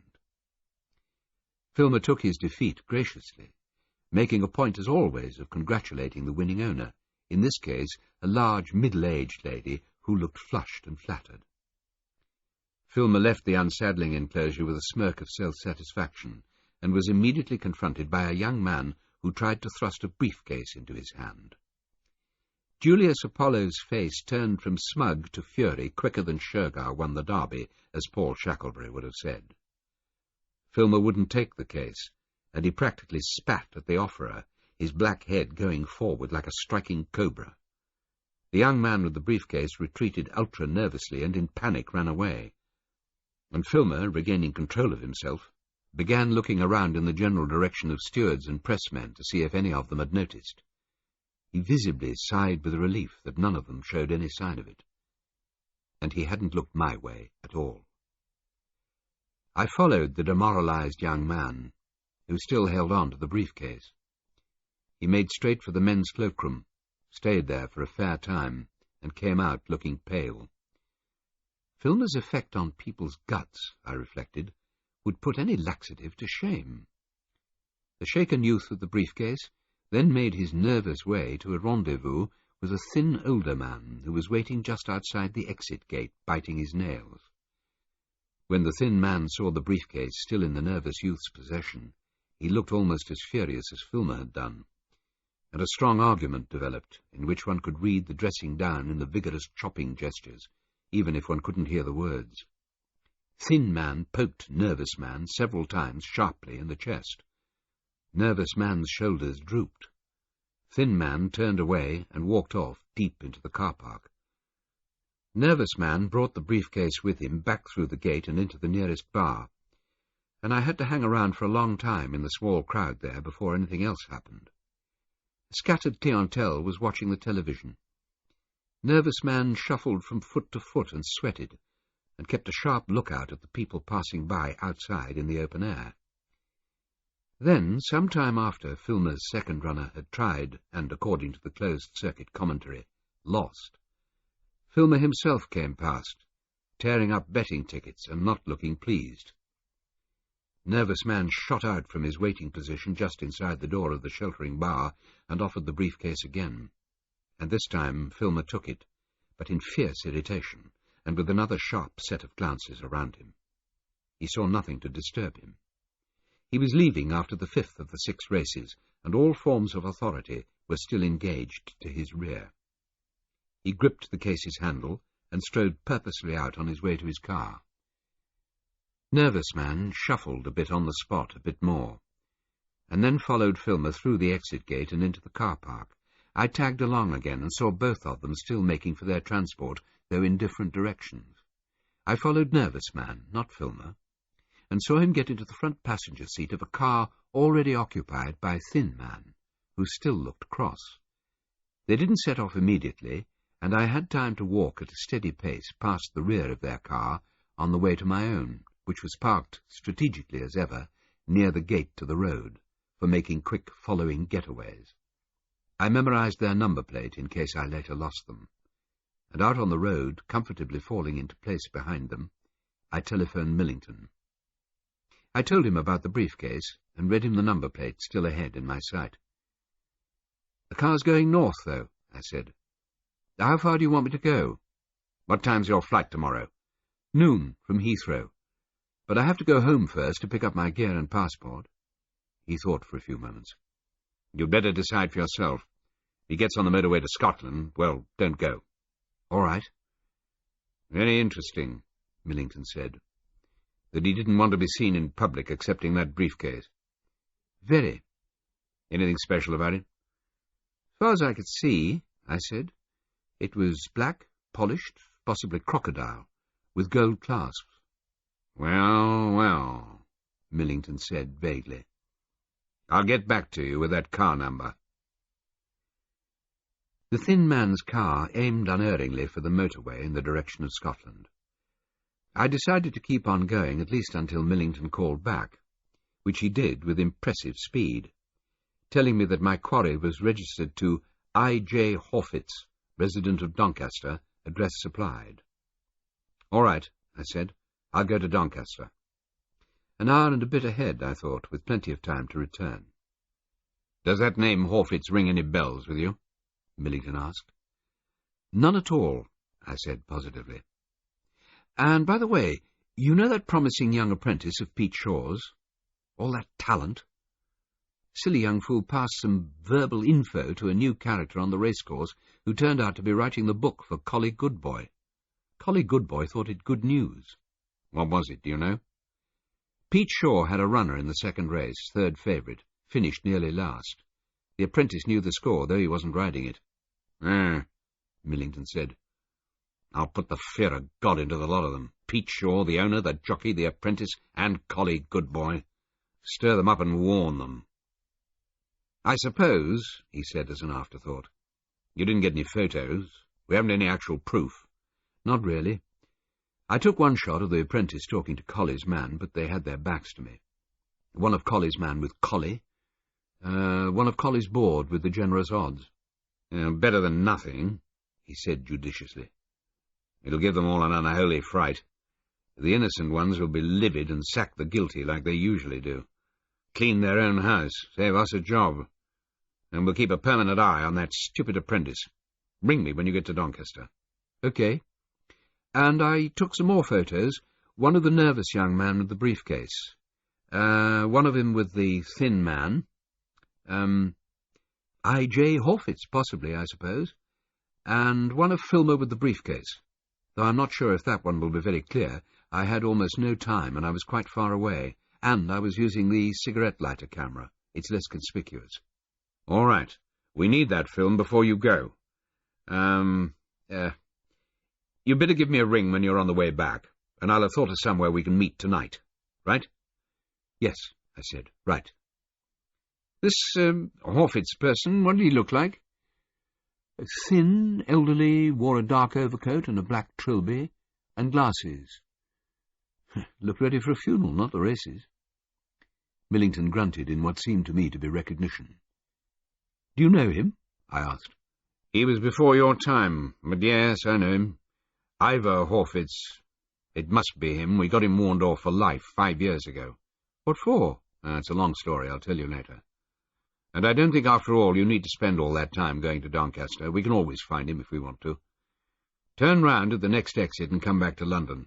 And I'll meet you in that pub at Victoria. Not the snack bar, the pub. Yes, right. See you in about 2.5 hours, with luck. 2.5 hours later, beer and pork pie time in a dark far corner in a noisy bar, Millington's preferred sort of habitat. I gave him the exposed but undeveloped film, which he put in his pocket, saying, "Eyes in the back of my head," with conspicuous satisfaction. "Who is Horfitz?" I said, quenching the long drive's thirst in a half-pint of draught. "Did you know he knew Filmer?" "No," he said, answering the second question first. "And Filmer wouldn't want to be seen with him, nor to be seen in any sort of contact." "What you're saying," I said slowly, "is that the messenger, the nervous young man, is also known by sight to the stewards, to you yourself, probably. Because if he were an unidentifiable stranger, why should Filmer react so violently to being seen with him? To being seen accepting something from him?" Millington gave me a sideways look. "You've learned a thing or two, haven't you, since you've started?" He patted the pocket containing the film. "This'll tell us if we know him. What did he look like?" Fairly plump, fairly gormless, sweaty, unhappy. A worm between two hawks." Millington shook his head. "Might be anyone," he said. "What did Horfitz do?" I asked. Millington bit into pork pie and took his time, speaking eventually around escaping crumbs of pastry. "He owned a small stable full of horses in Newmarket and employed his own trainer for them, who naturally did what he was told. Very successful little stable in a quiet way. Amazing results, but there you are. Some owners are always lucky. Then the trainer got cold feet because he thought we were on to him, which we actually weren't. We'd never reckoned him for a villain. Anyway, he blew the whistle on the operation, saying the strain was getting too much for him. He said all the horses in the yard were as good as interchangeable. They ran in whatever races he and Horfitz thought they could win. 3-year-olds in 2-year-old races, past winners in maidens at starting, any old thing. Horfitz bought and sold horses continually, so the yard never looked the same from week to week, and the stable lads came and went like yo-yos, like they do pretty much anyway. They employed all sorts of different jockeys. No one cottoned on. Horfitz had some nice long-priced winners, but no bookmakers hollered foul. It was a small, unfashionable stable, see? Never in the newspapers. because they didn't run in big races, just small ones at tracks the press don't go to. But you can win as much by betting on those as on any others. It was all pretty low-key, but we found out that Hawfitz had made literally hundreds of thousands, not just by betting, but by selling his winners. Only he always sold the real horses, which fitted the names on the race card, not the horses that had actually run. He kept those and ran them again, and sold the horses in whose names they'd run, and so on and so on. Audacious little fiddle, the whole thing. Yes, I agreed, and felt a certain amount of awe at the energy and organization put into the enterprise. So when the trainer ratted, we set a few traps with his help, and caught Hawfitz with his pants down, so to speak. He got warned off for life and swore to kill his trainer, which he hasn't done so far. The trainer was warned off for 3 years with a severe caution, but he got his license back 2 years ago, part of the bargain. So he's in business again in a small way, but we keep his runners under a microscope, checking their passports every time they run. We're a lot hotter at checking passports randomly all over the place now, as of course you know. I nodded. Then Millington's jaw literally dropped. I looked at the classic sign of astonishment and said, "What's the matter?" "God," he said. "What a turn-up. Can you believe it? Paul Shacklebury, that murdered stable lad. He was working for Hawfitz's old trainer." I left Millington frowning with concentration over a replenished pint, while he tried to work out the significance of Hawfitz's old trainer employing a lad who was murdered for knowing too much about Filmer. What had Paul Shacklebury known? Millington demanded rhetorically for the 100th time. And more to the minute, what was in the briefcase, and why was Hawfitz giving it to Filmer? "Work on the sweating messenger," I suggested, getting up to go. "He might crack open like the trainer. You never know." "Maybe we will," Millington said. "And Tom, look out for yourself on the train." He could be quite human sometimes, I thought. I flew to Ottawa the next day and gave in to temptation at Heathrow to the extent of changing my ticket from knees against chest economy to full stretch-out first class. I also asked the Ottawa taxi driver who took me into the city from the airport to find me a decent hotel. He cast a rapid eye over my clothes and the new suitcase and said the Four Seasons should suit. It suited. They gave me a small, pleasant suite, and I telephoned straight away to the number I'd been given for Bill Baudelaire. He answered himself at the first ring, rather to my surprise, and said, yes, he'd had a telex to confirm I was on my way. He had a bass voice, with a lot of timbre, even over the wires, and was softly Canadian in accent. He asked where I would be in an hour, and said he would come around then to brief me on the matter in hand, and I gathered from his circumspect sentences that he wasn't alone, and didn't want to be understood. Just like home, I thought comfortably, and unpacked a few things, and showered off the journey and awaited events. Outside, the deepening orange of the autumn sunshine was turning the green copper roofs of the turreted stone government buildings to a transient shimmering gold, and I reflected, watching from the windows, that I'd much liked this graceful city when I'd been here before. I was filled with a serene sense of peace and contentment, which I remembered a few times in the days lying ahead. Bill Baudelaire came when the sky had grown dark and I'd switched on the lights, and he looked round the suite with quizzical eyebrows. "I'm glad to see old Val has staked you to rooms befitting a rich young owner." I smiled and didn't enlighten him. He'd shaken my hand when I opened the door to him and looked me quickly, piercingly up and down, in the way of those used to assessing strangers instantly and with no inhibitions about letting them know it. I saw a man of plain looks but positive charm, a solid man, much younger than the brigadier, maybe 40, with reddish hair, pale blue eyes, and pale skin pitted by the scars of old acne. Once seen, I thought, difficult to forget. He was wearing a dark grey business suit with a cream shirt and a red tie out of step with his hair, and I wondered if he were colour-blind or simply liked the effect. He walked straight across the sitting-room, sat in the armchair nearest to the telephone, and picked up the receiver. "Room service," he said. Please send up as soon as possible a bottle of vodka and, He raised his eyebrows in my direction, in invitation. Wine, I said. Red. Bordeaux, preferably. Bill Baudelaire repeated my request with a ceiling price and disconnected. You can put the drinks on your expense sheet and I'll initial it, he said. You do have an expense sheet, I suppose? I do in England. Then start one here, of course. How are you paying the hotel bills? By credit card, my own. Is that usual? Well, never mind. You give all the bills to me when you've paid them, along with your expense sheet, and Val and I will deal with it. Thank you, I said. Val would have a fit, I thought, but then on second thoughts, no, he probably wouldn't. He would pay me the agreed budget. Fair was fair. Sit down, Bill Baudelaire said. And I sat opposite him in another armchair, crossing one knee over the other. The room seemed hot to me with the central heating, and I wasn't wearing a jacket. He considered me for a while, his brow furrowing with seeming uncertainty. How old are you? He said abruptly. 29. Val said you were experienced. It wasn't exactly a question, nor a matter of disbelief. I've worked for him for 3 years. He said you would look this part, and you do.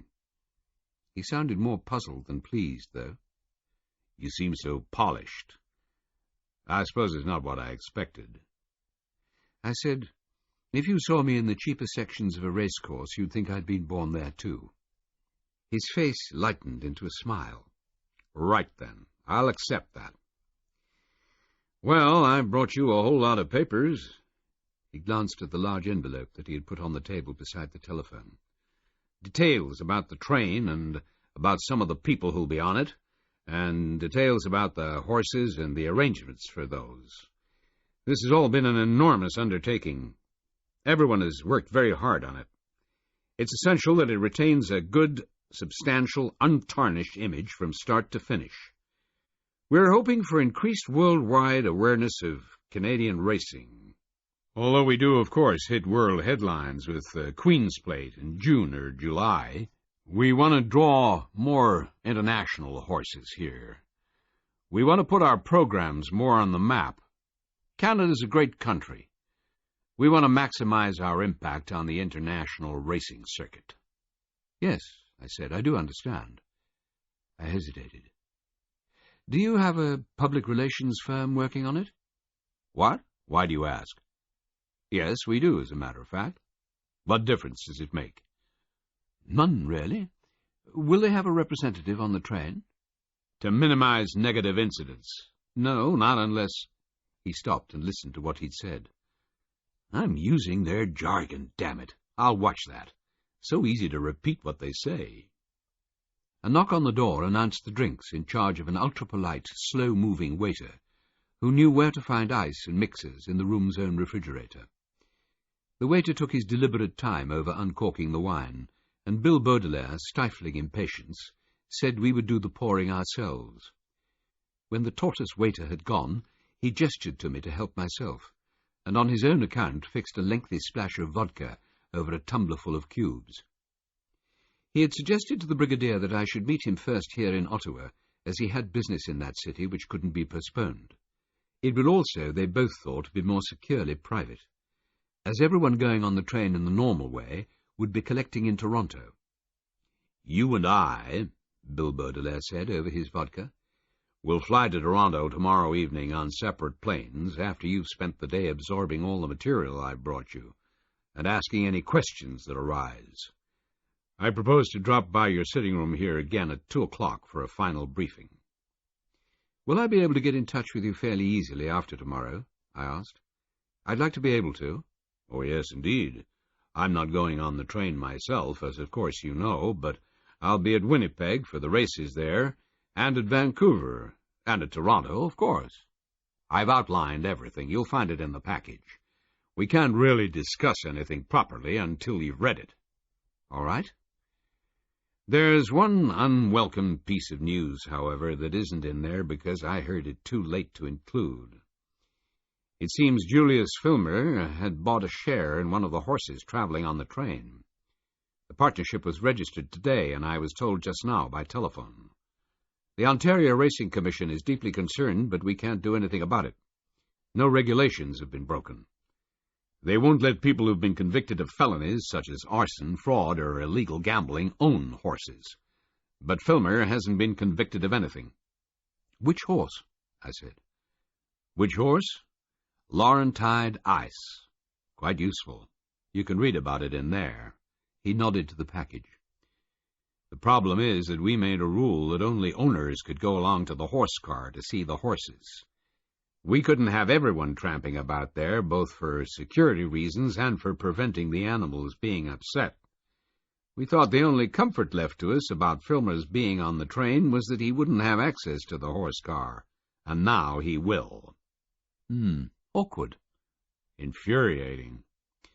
He refilled his glass with the suppressed violence of his frustration. Why, for God's sake, couldn't that goddamn crook have kept his snotty nose out? He's trouble. We all know it. He's planning something. He'll ruin the whole thing. He practically said as much. He looked me over and shook his head. No offense to you, but how are you going to stop him? It depends what needs to be stopped. His face lightened suddenly to a smile, as before. Yes, all right, we'll wait and see. Val said you don't miss things. Let's hope he's right. He went away after a while, and with a great deal of interest I opened the package and found it absolutely fascinating from start to finish. The great transcontinental mystery race train, as emblazoned in red on the gold cover of the glossy prospectus, had indeed entailed an enormous amount of organization. Briefly, the enterprise offered to the racehorse owners of the world a chance to race a horse in Toronto, to go by train to Winnipeg and race a horse there, to stop for 2 nights at a hotel high in the Rockies, and to continue by train to Vancouver, where they might again race a horse. There was accommodation for 11 horses on the train, and for 48 human VIP passengers. At Toronto, Winnipeg, and Vancouver, there would be overnight stays in top-class hotels. Transport from train to hotels to races and back to the train was also included as required. The entire trip would last from lunch at Toronto races on the Saturday to the end of the special race day at Vancouver 10 days later. On the train there would be special sleeping cars, a special dining car, 2 private chefs, and a load of good wine. People who owned their own private rail cars could, as in the past, apply for them to be joined to the train. Every possible extra luxury would be available if requested in advance, and in addition, for entertainment along the way, an intriguing mystery would be enacted on board and at the stopovers, which passengers would be invited to solve. I winced a shade at that last piece of information. Keeping eyes on Filmer would be hard enough, anyhow, without all sorts of imaginary mayhem going on around him. He himself was mystery enough. Special races, I read, had been introduced into the regular programs at Woodbine Racecourse, Toronto, at Assiniboia Downs, Winnipeg, and at Exhibition Park, Vancouver. The races had been framed to be ultra-attractive to the paying public, with magnificent prize money to please the owners. The owners of the horses, and indeed all the train passengers, would be given VIP treatment at all the racecourses, including lunch with the presidents. It wasn't to be expected that owners would want to run the horses on the train 3 times in so short a span. Any owner was free to run a horse just once. Any owner, or any other passenger on the train, was free to bring any other of his horses to Toronto, Winnipeg, or Vancouver, by road or by air, to run in the special races. The trip was to be a light-hearted junket for the visitors, a celebration of racing in Canada. In smaller print, after all that trumpeting, came the information that accommodation was available also for 1 groom for each horse. If owners wanted space for extra attendants, would they please specify early? Grooms and other attendants would have their own dining and sleeping cars and their own separate entertainments. Stabling had been reserved at Toronto, Winnipeg, and Vancouver for the horses going by train, and they would be able to exercise normally at all 3 places. In addition, during the passengers' visit to the mountains, The horses would be stabled and exercised in Calgary. The good care of the horses was of prime importance, and a veterinarian would be at once helicoptered to the train if his services should become necessary between scheduled stops. Next in the package was a penciled note from Bill Baudelaire. All 11 horse places were sold out within 2 weeks of the first major announcement. All 48 VIP passenger places were sold within a month. There are dozens of entries for the special races. This is going to be a success. After that came a list of the 11 horses, with past form, followed by a list of their owners with nationalities. 3 owners from England, including Filmer, 1 from Australia, 3 from the United States, and 5 from Canada, including Filmer's partner. The owners, with husbands, wives, families, and friends, had taken up 27 of the 48 passenger places. 4 of the remaining 21 places had also been taken by well-known Canadian owners, identified by a star against their names, and Bill Baudelaire, in a note pencilled at the bottom of this passenger list, had put, "Splendid response from our appeal to our owners to support the project." There were no trainers mentioned on the passenger list, and in fact I later learnt that the trainers were making their own way by air, as usual, to Winnipeg and Vancouver, presumably because the train trip was too time-consuming and expensive. Next in the package came a bunch of handouts from the 3 racecourses, from the Canadian Railway Company, and from the 4 hotels, all shiny pamphlets extolling their individual excellencies. Finally, a fat brochure with good colour plates, put together by the travel organisers in charge of getting the show on the railroad, a job which seemed well within their powers, since they apparently also arranged safaris to outer deserts, treks to the poles, and tours to anywhere anyone cared to go. They also staged mysteries as entertainment, evenings, weekends, moving or stationary. They were experts from much practice. For the great transcontinental mystery race train, they said, they had arranged something extra special. A mystery that will grab you by the throat, a stunning experience. All around you the story will unfold, clues will appear. Be on your guard. Oh, great, I thought wryly. But they hadn't finished. There was a parting shot. Beware, many people are not what they seem. Chapter 4. How can they stage a play on a train? I asked Bill Baudelaire the next day. I wouldn't have thought it would work. Mysteries are very popular in Canada, very fashionable, he said. And they don't exactly stage a play. Some of the passengers will be actors, and they will make the story evolve. I went to a dinner party, a mystery dinner party, not long ago, and some of the guests were actors, and before we knew where we were all caught up in a string of events just as if it were real. Quite amazing. I went because my wife wanted to. I didn't think I'd enjoy it in the least, but I did. Some of the passengers, I repeated slowly. Do you know which ones?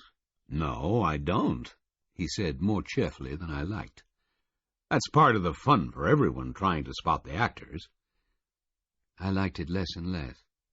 And of course the actors may be hiding among the other lot of passengers until their turn to appear comes. What other lot of passengers? I said blankly.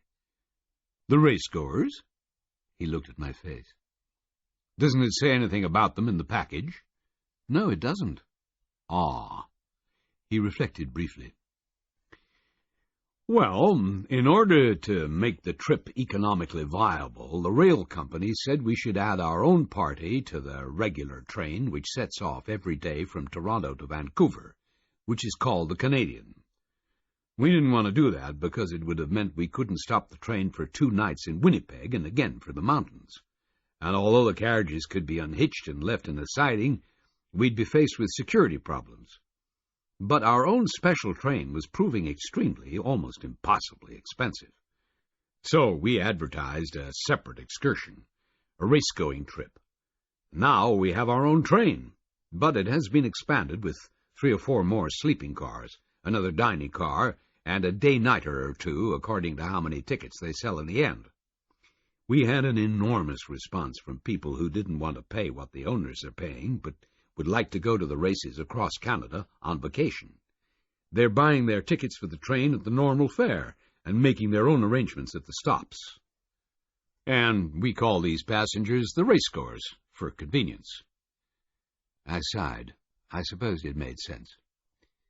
What's a day-nighter? I said. A car with reclining seats, not bedrooms. And how many people altogether will be travelling? It's difficult to say. Start with 48 owners. We call them owners to distinguish them from the racegoers. And the grooms. Then the actors and the people from the travel company. Then the train crew and stewards, waiters, chefs, and so on. With all the racegoers, well, perhaps about 200 people altogether. We won't know until we start. Probably not then, unless we actually count. I could get lost among 200 more easily than among 48, I thought. Perhaps it might not be too bad. Yet the owners would be looking for actors, for people who weren't what they seemed. You asked about contact, Bill Baudelaire said. Yes.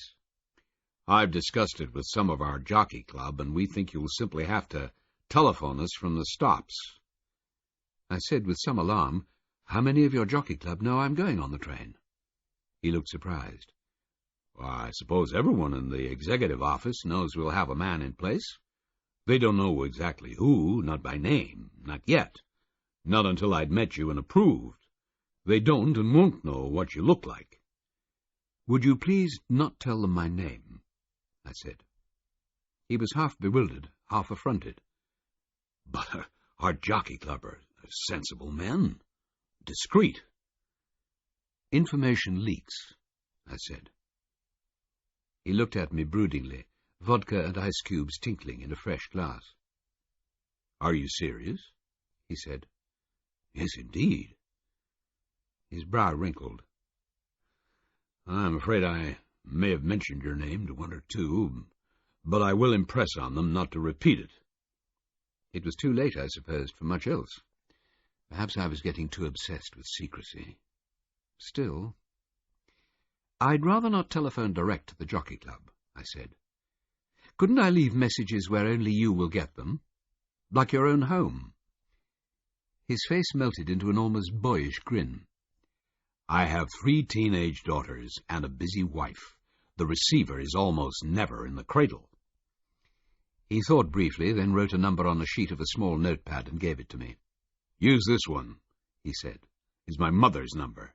She's always there. She's not well and spends a good deal of her time in bed. But her brains are intact. She's quick-witted. And because she's ill, if she calls me at the office, she gets put straight through to me, or else she gets told where to find me. If you give her a message, it will reach me personally with minimum delay. Will that do? Yes, fine, I said, and kept my doubts hidden. Carrier pigeons, I thought, might be better. Anything else? He asked. Yes. Do you think you could ask Laurentide Ice's owner why he sold a half-share to Filmer? It's a she. I'll inquire. He seemed to have hesitations in his mind, but he didn't explain them. Is that all? He said. My ticket. Oh, yes. The travel company, Mary & Co. They'll have it. They're still sorting out who's to sleep where since we've added you in. We'll have to tell them your name, of course. But all we've said so far is that we absolutely have to have another ticket, and even if it looked impossible, it would have to be done. They'll bring your ticket to Union Station in Toronto on Sunday morning, and you can pick it up there. All the owners are picking theirs up then. All right. He stood up to go. Well, bon voyage, he said, and after a short pause added, Perhaps he won't try anything. Hope not. He nodded, shook my hand, finished the last of his vodka at a gulp, and left me alone with my thoughts. The first of those was that if I were going across a whole continent by train, I might as well start out as I meant to go on. If there was a train from Ottawa to Toronto, I would take it instead of flying. There was indeed a train, the hotel confirmed. Leaving at 5:50, arriving 4 hours later. Dinner on board. Ottawa had shovelled its centre-of-town railway station under a rug, so to speak, as if railways should be kept out of sight like the lower orders, and built a great new station several miles away from anywhere useful. The station itself, however, proved a delight. A vast, airy tent of glass set among trees, with the sun flooding in with afternoon light and throwing angular shadows on the shiny black floor. People waiting for the train had put their luggage down in a line and gone to sit on the seats along the glass walls, and thinking it a most civilized arrangement, I put my suitcase at the rear of the queue and found myself a seat also. Filmer or not, I thought, I was definitely enjoying myself. Dinner on the train was arranged as in aeroplanes, with several stewards in shirt-sleeves and deep yellow waistcoats rolling first a drinks trolley, then a food trolley down the centre aisle, serving to right and left as they went. I watched them idly for quite a long time, and when they'd gone past me, I couldn't remember their faces. I drank French wine as the daylight faded across the flying landscape, and ate a better-than-many airlines dinner after dark, and thought about chameleons. And at Toronto I took a cab and booked into another in the chain of the Four Seasons hotels, as I had told Bill Baudelaire I would. In the morning, a few hundred thoughts later, I followed the hotel porter's directions and walked to the offices of the travel organisers, Merry & Company, as given in their brochure. The street-level entrance was unimposing, the building deceptively small, but inside there seemed to be acres of space, all brightly lit, with pale carpeting, blonde woods, and an air of absolute calm. There were some green plants, a sofa or two, and a great many desks, behind which quiet, unhurried conversations seemed to be going on at a dozen telephones. All the telephonists faced the centre of the huge room, looking out and not at the walls. I walked to one desk whose occupant wasn't actually speaking on the wire, a purposeful-looking man with a beard who was cleaning his nails. "Help you?" he asked economically. I said I was looking for the person organising the race train. "Oh, yes, over there. Third desk along." I thanked him. The third desk along over there was unoccupied. "She'll be back in a minute," comforted the second desk along. "Sit down if you like." There were chairs, presumably for clients, on the near sides of the desks. Comfortable chairs, clients for the pampering of, I thought vaguely, sitting in one. The empty desk had a piece of engraved plastic on it, announcing its absent owner's name, Nell. A quiet voice behind me said, "Can I help you?" And I stood up politely and said, "Yes, please." She had fair hair, grey eyes, a sort of clean look with a dust of freckles. But she was not as young, I thought, as her immediate impression, which was about 18. "I came about the train," I said. "Yes. Could you possibly compress it into 5 minutes? There's such a lot still to arrange." She walked round to the back of her desk and sat, looking down at an array of list upon list. "My name is Tor Kelsey," I began. Her head lifted fast. "Really? The Jockey Club told us your name this morning. Well, we put you in because Bill Baudelaire said he'd cancel the whole production if we didn't." The unemphatic grey eyes assessed me, not exactly showing that she didn't think the person she saw to be worth the fuss, but pretty near. "It's the dining car that's the trouble," she said. "There are only 48 places. We have to have everyone seated at the same time because the mystery is acted before and after meals, and 2 or 3 of those places are taken by actors, or are supposed to be, only now there isn't room for them either, as my boss sold too many tickets to late applicants, and you are actually number 49. She stopped briefly. "I suppose that's our worry, not yours. We've given you a roomette for sleeping, and Bill Baudelaire says anything you ask for, will we please let you have. We said what would you ask for, and he didn't know. Maddeningly unhelpful. Do you yourself know what you want? I'd like to know who the actors are, and the story they're going to enact." "Oh, no, we can't do that. It'll spoil it for you. We never tell the passengers anything." "Did Bill Baudelaire tell you I asked. Why he so particularly wanted me on the train? Not really. She frowned slightly. I didn't give it much thought. I've so much else to see to. He simply insisted we take you, and since the Jockey Club are our clients, we do what the client asks. Are you going on the train? I asked. Yes, I am. There has to be someone from the company to sort out the crises. And how good are you at secrets? I keep half a dozen before breakfast every day. Her telephone rang quietly, and she answered it in a quiet voice, adding her murmur to the hum of other murmurs all around the room. I realized that the quiet was a deliberate policy, as otherwise they would all have been shouting at the tops of their lungs and not hearing a word their callers said. Yes, she was saying. Out at Mimico before 10. 4 dozen? Yes. Load them into the special dining car. Right? Good. She put the phone down and without pause said to me, What secret do you want kept? That I'm employed by the Jockey Club. To deal with crises. Oh! It was a long sound of understanding. All right, it's a secret. She reflected briefly. The actors are holding a run-through right now, not far away. I've got to see them sometime today, so it may as well be at once. What do you want me to tell them? I'd like you to say that your company are putting me on the train as a trouble spotter, because a whole train of racing people is a volatile mass looking for an excuse to explode. Say it's a form of insurance. Which it is, she said.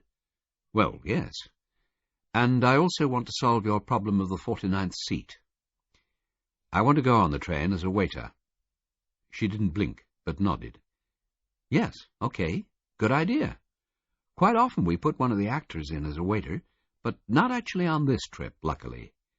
The rail company are very helpful when we ask. I'll fix it. Come on, then. There's such a lot still to do. She moved quickly without seeming to, and presently we were skimming round corners in her small blue car, pulling up with a jerk outside the garage of a large house. The rehearsal, if you could call it that, was actually going on in the garage itself, which held no car but a large trestle table, a lot of folding chairs, a portable gas heater, and about 10 men and women standing in groups. Nell introduced me without mentioning my name. We're taking him on the train as company eyes and ears. Anything you think might turn into trouble, tell him or me. He's going as a service attendant, which will mean he can move everywhere through the train without questions. Okay? Don't tell the paying passengers he's one of us. They shook their heads. Keeping the true facts from the passengers was their daily occupation. Okay, Nell said to me. I'll leave you here. Phone me later. She put a large envelope she was carrying onto the table, waved to the actors, and vanished. And one of them, a man of about my own age, with a mop head of tight, light brown curls, came forward, shook my hand, and said, She's the best in the business. My name's David Flynn, by the way, but call me Zack. That's my name in the mystery. From now on, we call each other by the mystery names, so as not to make mistakes in front of the passengers. You'd better have an acting name, too. How about, Tommy? It's all right by me. Right, everybody. This is Tommy, a waiter. They nodded, smiling, and I was introduced to them one by the names they would use on the train. Mavis and Walter Bricknell, racehorse owners. They were middle-aged, dressed like the others in jeans and casual sweaters. They're married in real life, too. David stroked Zack, went briskly along the row, an enormously positive person, wasting no time. Ricky, a groom in the mystery, though he'll be travelling with the racegoers, not the grooms. His part in the mystery finishes at Winnipeg, and he'll be getting off there. This is Raoul, racehorse trainer for the Bricknells, their guest on the train. Ben, he's an old groom who has ridden a few races. Ben grinned from a small, deeply lined face, looking the part. This is Giles. Don't be taken in by his good looks. He's our murderer. This is Angelica, who you won't see much of, as she's the first victim. And Pierre, he's a compulsive gambler in love with the Bricknell's daughter, Donna. And this is Donna. And last, This is James Winterbourne. He's a big noise in the Ontario Jockey Club. I don't think I jumped. The big name in the Ontario Jockey Club wore a 3-day beard and a red trilby hat, which he lifted to me ceremoniously. "Alas," he said, "I'm not travelling. My part ends with giving the train an official blessing. Too bad." David Zack said to me, "We're walking through the first scene now. Everyone knows what to do. This is Union Station. This is the gathering point for the passengers. They're all here. Right, guys, off we go." Mavis and Walter said, "We're chatting to other passengers about the trip." Pierre and Donna said, "We're having a quiet row." Giles said, "I'm being nice to the passengers." Angelica, "I'm looking for someone called Steve. I asked the passengers if they've seen him. He's supposed to be traveling, but he hasn't turned up." Raoul said, "I put my 2 cents worth into Pierre and Donna's quarrel, as I want to break them up so I can marry her myself. For her father's money, of course." Pierre said, "Which I furiously point out." Donna, "Which I don't like and am near to tears." Ben, "I asked Raoul for a handout, which I don't get. I tell a lot of people he's stingy after I worked for him all those years. Passengers find me a nuisance. I tell them I'm traveling on the racegoers part of the train." James Winterbourne said, "I ask for attention and tell everybody that we have horses, grooms, racegoers, and all your owners and friends on the train. I hope everyone will have a great time on this historic reenactment, etc., for the glory of Canadian racing." Ricky said, "I arrive. One of the station staff, who will be Jimmy, not here now, in staff uniform, tries to stop me, but I run in among the passengers, bleeding all over the place, shouting that some thugs tried to hijack one of the horses off the train. But I shouted, and the maintenance men in the loading yard chased them away. I think the owners should know." Zack said, "Jimmy runs off to fetch me, and I stride in and tell everyone not to be worried. All the horses are safe and on the train, but to make sure things are all right in future, I will go on the train myself. I am the top security agent for the railway." He looked round the company. "All right so far?" Then James Winterbourne calms everyone down and tells them to board the train at Gate 6, Track 7. I'll check that that's still right on Sunday morning, but that's what we've been told so far. The Bricknells said, "We ask you which horse they were trying to hijack, but you don't know. We try to find Ricky to ask him. He's not our groom, but we're always anxious sort of people." "Right," Zack said. "So we're all on board. It'll take a good half hour. Ricky gets bandaged by Nell in plain view beside the train. The train leaves at 12. Then everyone gathers shortly afterwards in the dining room for champagne. We do Scene 2 next, just before lunch." They walked through Scene 2, which was shorter, and chiefly established Zack as being in charge, and had Ricky coming to say that he didn't know which of the horses the horse-nappers had been making for. They had come into the horse-car wearing masks, brandishing clubs. Ricky had been alone out there in the loading yard, as all the other grooms had gone back to the station's coffee shop. The Bricknells were at twitter. Angelica was distraught that Steve hadn't turned up. Who cared about a horse? Where was Steve? Who was Steve? Zack asked. Angelica said he was her business manager. What business? Zack asked. None of yours, Angelica tartly said. Right, Zack said. About now it has dawned on the thickest passenger that this is all fiction. They'll be smiling. So lunch is next. Everyone gets the afternoon to relax. Our next scene is during drinks before dinner. That's the one we rehearsed before Nell came. Right? We may have to change things a bit as we go along, so we'll do the rest of the final walkthroughs in one of the bedrooms, a day at a time. The others thought this reasonable and began to put on their coats. Don't you have a script? I asked Zack. No formal words to learn, if that's what you mean. No. We all know what we've got to establish in each scene, and we improvise. When we plan a mystery, the actors get a brief outline of what's going to happen, and basically what sort of people they are. Then they invent their own imaginary life stories, so that if any passenger asks questions in conversations, they have the answers ready. I'd advise you to do it, too. Invent a background, a childhood as near as possible to the real thing is always easiest. Thanks for the tip, I said. Will you let me know your plans each day? And also tell me instantly if anything odd happens you don't expect. Even small things, really. Yes, sure. Ask Nell, too. She knows the story. And there are some actors who weren't here today because they don't get activated until later on the trip. They're on the passenger list. Nell will point them out. He stifled a yawn and looked suddenly very tired, a complete contrast to 2 minutes earlier. And I suspected he was one of those people who could turn energy on and off like a tap. One of Aunt Viv's best friends had been an elderly actor who could walk down to the theatre like a tired old pensioner and go out on the stage and make the audience's hair stand on end with his power. David Flynn, offering me a lift if I needed one, was beginning to move with a sort of lassitude that one would never have seen in Zack. He picked up Nell's large envelope, opened it, and distributed its contents to the others. Luggage labels saying Mary & Co., and photocopied sheets of information and advice to passengers. Scene dressing, I supposed. I asked him if he would be going anywhere near the Mary & Co. office, and he said he would detour that way, and was as good as his word. Do you do this all the time? I asked on the way. Act, you mean, or mysteries? Either. Oh, anything I'm offered, he said frankly.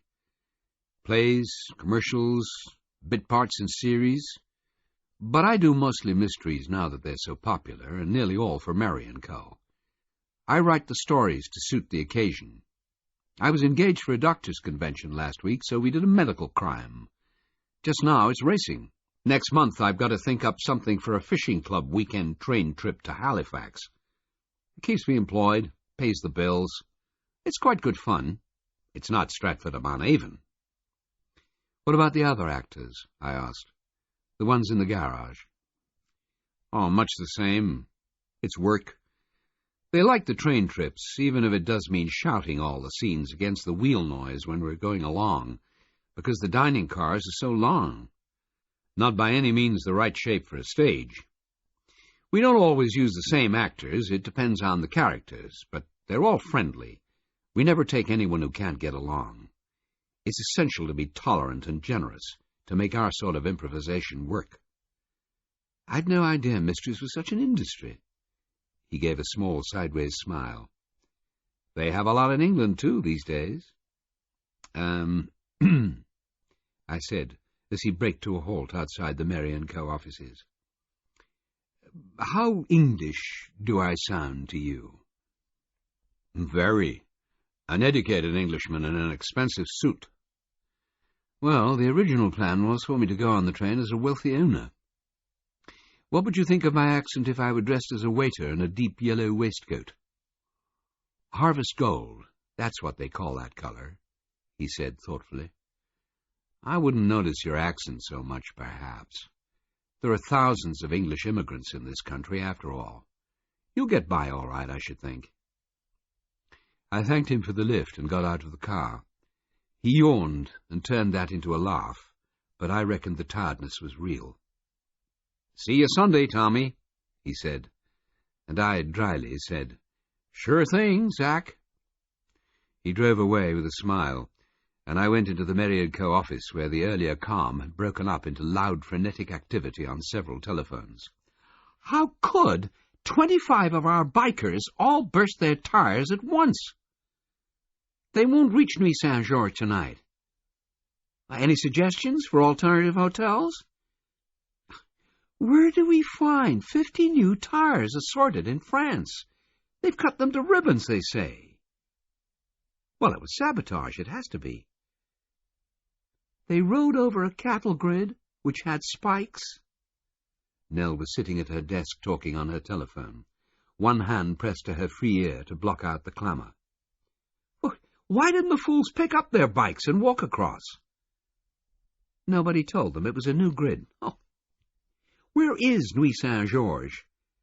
Can't we get a bus to go and pick up the bikes? What bus company do we use in that part of France? Why isn't our French office dealing with all this?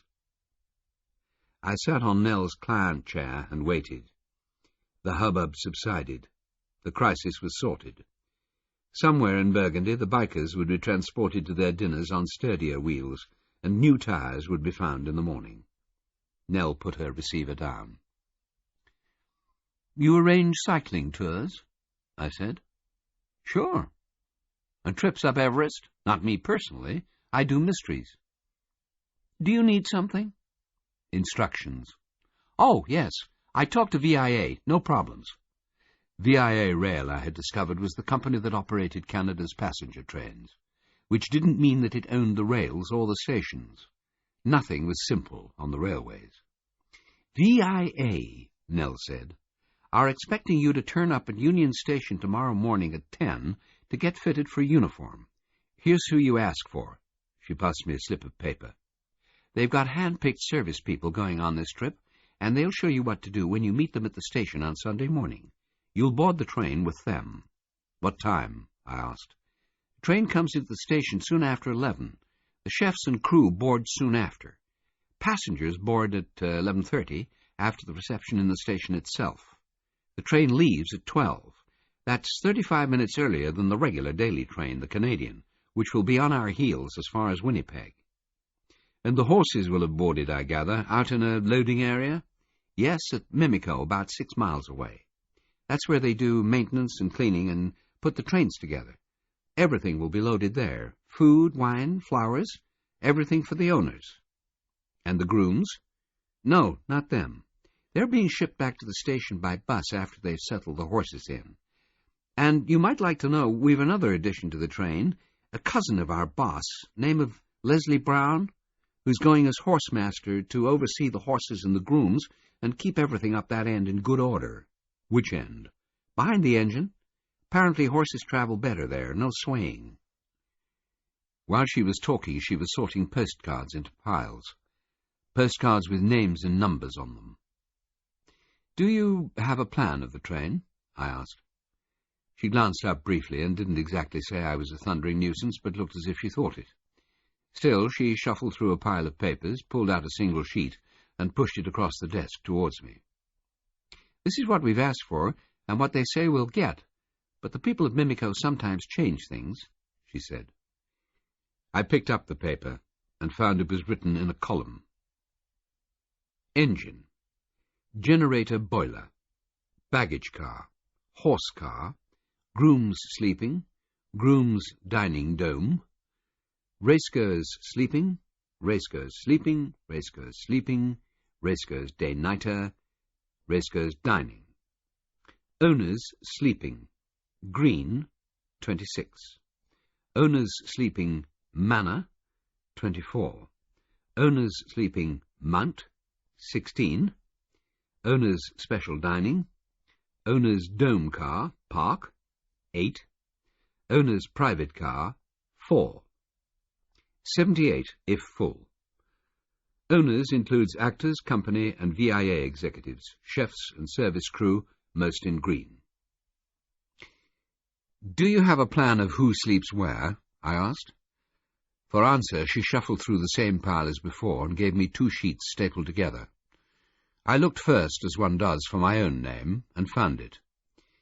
She had given me a room, a roomette, that was right next door to Filmer. Chapter 5. I walked back to the hotel, and at 2 o'clock local time telephoned to England, reckoning that 7 o'clock Friday evening was perhaps a good time to catch Brigadier Cato relaxing in his Newmarket house after a busy week in London. I was lucky to catch him, he said, and he had news for me. "Remember Hawfitz's messenger who gave the briefcase to Filmer at Nottingham?" he asked. "I sure do." "John Millington has identified him from your photographs. He is Ivor Hawfitz's son, Jason. He's not bright, so they say. Not up to much more than running errands. Delivering briefcases would be just about his mark." And he got that wrong, too, according to his father. "Well, there you are. It doesn't get us anywhere much, but that's who he is. John Millington has issued photos to all the ring inspectors, so that if they see him, they'll report it. If Hawfitz plans on using his son as an on-course errand boy regularly, we'll make sure he knows we're watching.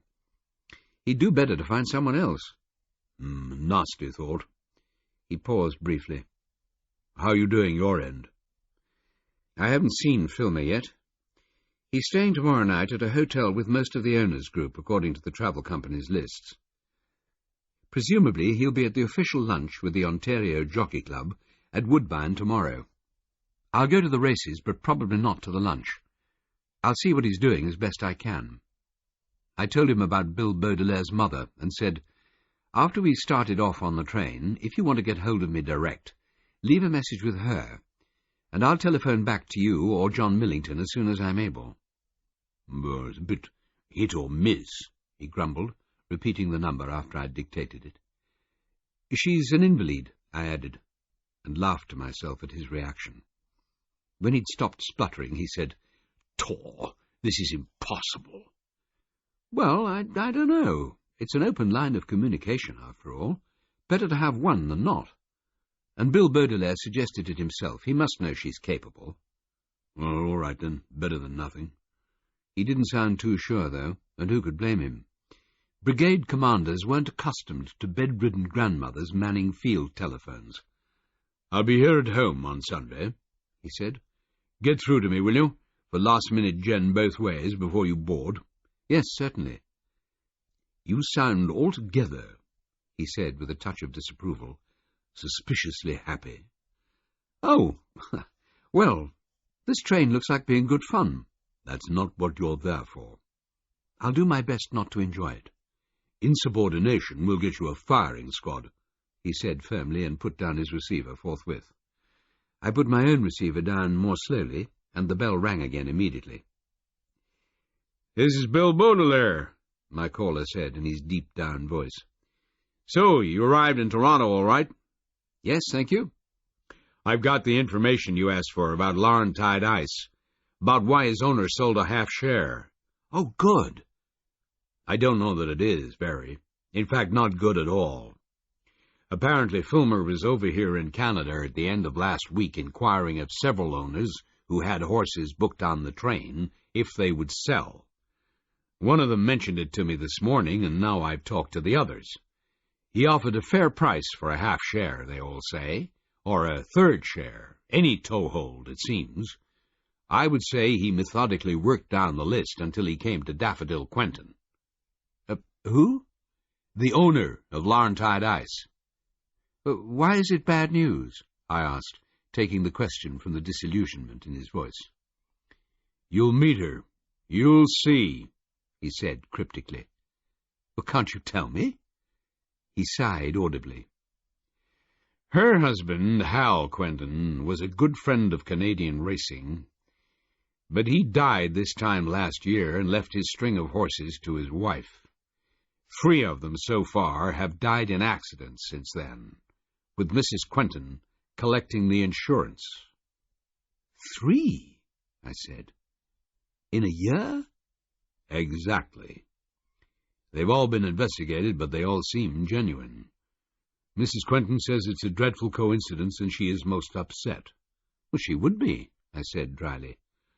Anyway, that is who has sold a half-share to Julius Filmer. What a pair! I phoned just now and asked her about the sale. She said it suited her to sell, and there was no reason not to. She says she's going to have a ball on the train. He sounded most gloomy himself. Look on the bright side, I said. If she sold a half-share, she can't be planning to push Laurentide Ice off the train at high speed for the insurance. That's a scurrilous statement. He was not shocked, however. Will you be at Woodbine tomorrow? Yes, but not at the lunch. All right. If we bump into each other, of course it will be as strangers. Of course, I agreed, and we said goodbyes and disconnected. Daffodil Quentin, I reflected, settling the receiver in its cradle, had at least not been intimidated into selling. No one on the business end of Filmer's threats could be looking forward to having a ball in his company. It did appear that in order to get himself onto the train as an owner, he had been prepared to spend actual money. He had been prepared to fly to Canada to effect the sale, and do the return to England to collect the briefcase from Hawfitz at Nottingham on Tuesday, and to fly back to Canada, presumably, in time for tomorrow's races. I wondered where he was at that moment. I wondered what he was thinking, hatching, setting in motion. It was comforting to think that he didn't know I existed. I spent the rest of the afternoon doing some shopping, and walking and taxi-riding around, getting reacquainted with one of the most visually entertaining cities in the world. I'd found it architecturally exciting 6 years earlier, and it seemed to me now not less but more so, with glimpses of its slender, tallest-in-the-world freestanding tower with the onion bulge near its top appearing tantalizingly between angular high-rises covered with black glass and gold. And they'd built a whole new complex, harbour-front, since I'd been there before, a new face turned to Lake Ontario and the world. At 6, having left my purchases at the hotel, I went back to Mary & Co.'s warm, pale office, and found many of the gang still working. Nell, at her desk, naturally on the telephone, pointed mutely to her client chair, and I sat there and waited. Some of the murmurers were putting on coats, yawning, switching off computers, taking cans of cold drinks out of the large refrigerator and opening them with the carbonation hissing. Someone put out a light or two. The green plants looked exhausted. Friday night, all commercial passions spent. Thank God for Fridays. "I have to come in here tomorrow," Nell said with resignation, catching my thought. "And why I ever said I'd have dinner with you tonight, I cannot imagine. You promised. I must have been mad." I'd asked her after she'd shown me the train's sleeping arrangements, which perhaps had been my subconscious making jumps unbeknown to me. And she'd said, "Yes, all right, I have to eat," and that had seemed a firm enough commitment. "Are you ready?" I asked. "No, there are 2 more people I positively must talk to. Can you, wait?" "I'm quite good at it," I said equably. A few more lights went out. Some of those remaining shone on Nell's fair hair, made shadows of her eyes, and put hollows in her cheeks. I wondered about her, as one does. An attractive stranger, an unread book. A beginning, perhaps. But there had been other beginnings in other cities, and I'd long outgrown the need to hurry. I might never yet have come to the conventional ending, but the present was greatly okay, and as for the future, we could see. I listened without concentration to her talking to someone called Lorrimore. "Yes, Mr. Lorrimore, your flowers and your bar bottles will already be on the train when it comes into the station. And the fruit, yes, that too. The passengers are gathering at 10:30 for the reception at the station. Yes, we board at 11:30 and leave at 12. We're looking forward to meeting you too. Goodbye, Mr. Lorrimore." She glanced over at me as she began to dial her next number and said, "The Lorrimores have the private car, the last car on the train." "Hello, is that Vancouver Racecourse?" I listened to her discussing entry arrangements for the owners. "Yes, we're issuing them all with the special club passes. And yes, the other passengers from the train will be paying for themselves individually, but we're offering them group transport." She put down the receiver eventually and sighed. "We've been asked to fix moderate-price hotels and bus transport for so many of the racegoers that it's like duplicating the whole tour. Could you wait for just one more call? Or 2? We left the darkened office almost an hour later, and even then she was still checking things off in her mind, and muttering vaguely about not forgetting scissors and clips to go with the bandages for Ricky. We walked not very far to a restaurant called the Fluted Point People, that she'd been to before and whose menu I had prospected earlier. Not very large, it had tables crammed into every cranny, each dimly lit by a candle lantern. "Who are the Fluted Point People?" I asked, in general. "Heaven knows," Nell said. The waiter, who must have been asked 1,000 times, said the Fluted Point People had lived on this land 10,000 years ago, "Let's not worry about them," he said. Nell laughed, and I thought of 10,000 years, and wondered who would be living on this land 10,000 years ahead. Fluted points, it transpired, described the stone tools in use over most of the continent. Would our descendants call us the knife and fork people? "I don't honestly care," Nell said to those questions. "I'm hungry, right now, in Toronto, today." We did something about that in the shape of deviled smoked salmon followed by roast quail. "I hope this is all on your expense account," she said without anxiety as I ordered some wine, and I said, "Yes, of course," untruthfully, and thought there was no point in having money if one didn't enjoy it. "Hamburgers tomorrow," I said, "to make up for it." Nell nodded, as if that were a normal bargain she well understood, and said with a galvanic jump that she had forgotten to order a special limousine to drive the Lorrimores around at Winnipeg. "Do it tomorrow," I said. "They won't run away." She looked at me with a worried frown of indecision, and then round the comfortable little candlelit restaurant, and then at the shining glass and silver on the table, and then back to me, and the frown dissolved into a smile of self-amusement. "All right, tomorrow. The Lorrimores may be the icing on this cake, but they've meant a lot of extra work." "Who are the Lorrimores?" I asked. She looked at me blankly and answered obliquely, "Where do you live?" "Ah," I said, "if I lived here I would know the Lorrimores.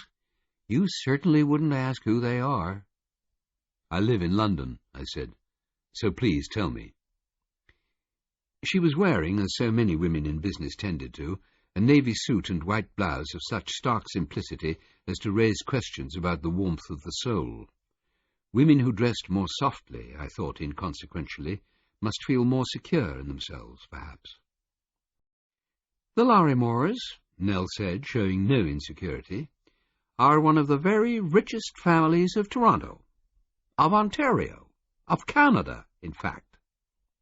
They are the Society magazine's staple diet. They are into banking and good works. They own mansions, endow art museums, open charity balls, and entertain heads of state.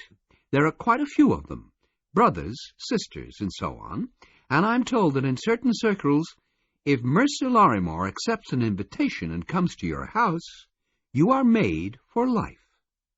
She paused, smiling.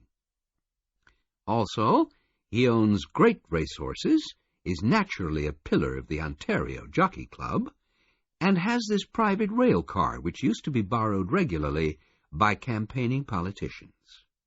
She paused again for breath. "That's who's honouring our train. Mercer Lorrimore, the big chief of the whole clan.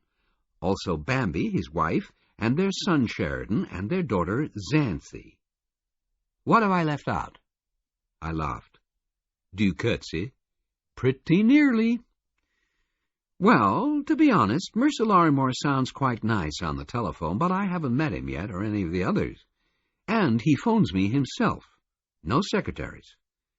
"So," I said, "if Mercer Lorrimore is on the train, it'll be even more in the news from coast to coast." She nodded. "He's going for the benefit of Canadian racing, in capital letters, on the Jockey Club's PR handout." "And is he eating in the dining car?" I asked. "Don't!" She rolled her eyes in mock horror. "He is supposed to be, they all are. But we don't know if they'll retreat into privacy. If they stay in their own car, there might just be enough room for everyone else to sit down. It's a shambles in the making, though. And it was made by my boss selling extra tickets himself when he knew we were full." She shook her head over it, but with definite indulgence. The boss, it appeared, ranked high in her liking. "Who did he sell them to?" I asked. "Just people, 2 friends of his. And a Mr. Filmer, who offered to pay double when he found there was no room. No one turns down an extra profit of that sort." She broke open a roll with the energy of frustration. "If only there was more room in the dining car, we could have sold at least 6 more tickets.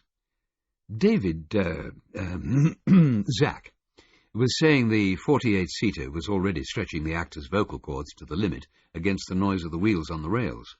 Ah, it's always a problem. She considered me over the candle flame. Are you married? She said.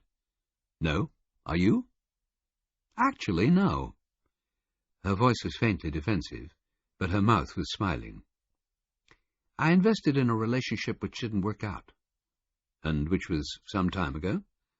Long enough for me to be over it.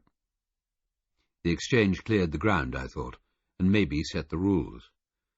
She wasn't looking for another relationship that was going nowhere. But dalliance? Have to see. What are you thinking? She asked. Oh, about life in general. She gave me a dry look of disbelief, but changed the subject back to the almost as compelling matter of trains. And after a while I asked her the question I'd had vaguely in mind all day. Besides the special passes for the races and so on, I said, is there anything else an owner of a horse is entitled to? An owner, that is to say, of one of the horses travelling on the train? She was puzzled. How do you mean? Are they entitled to any privileges that the other people in the special dining car don't have? I don't think so. Her brow wrinkled briefly. Only that they can visit the horse car, if that's what you mean. Yes, I know about that. So there's nothing else?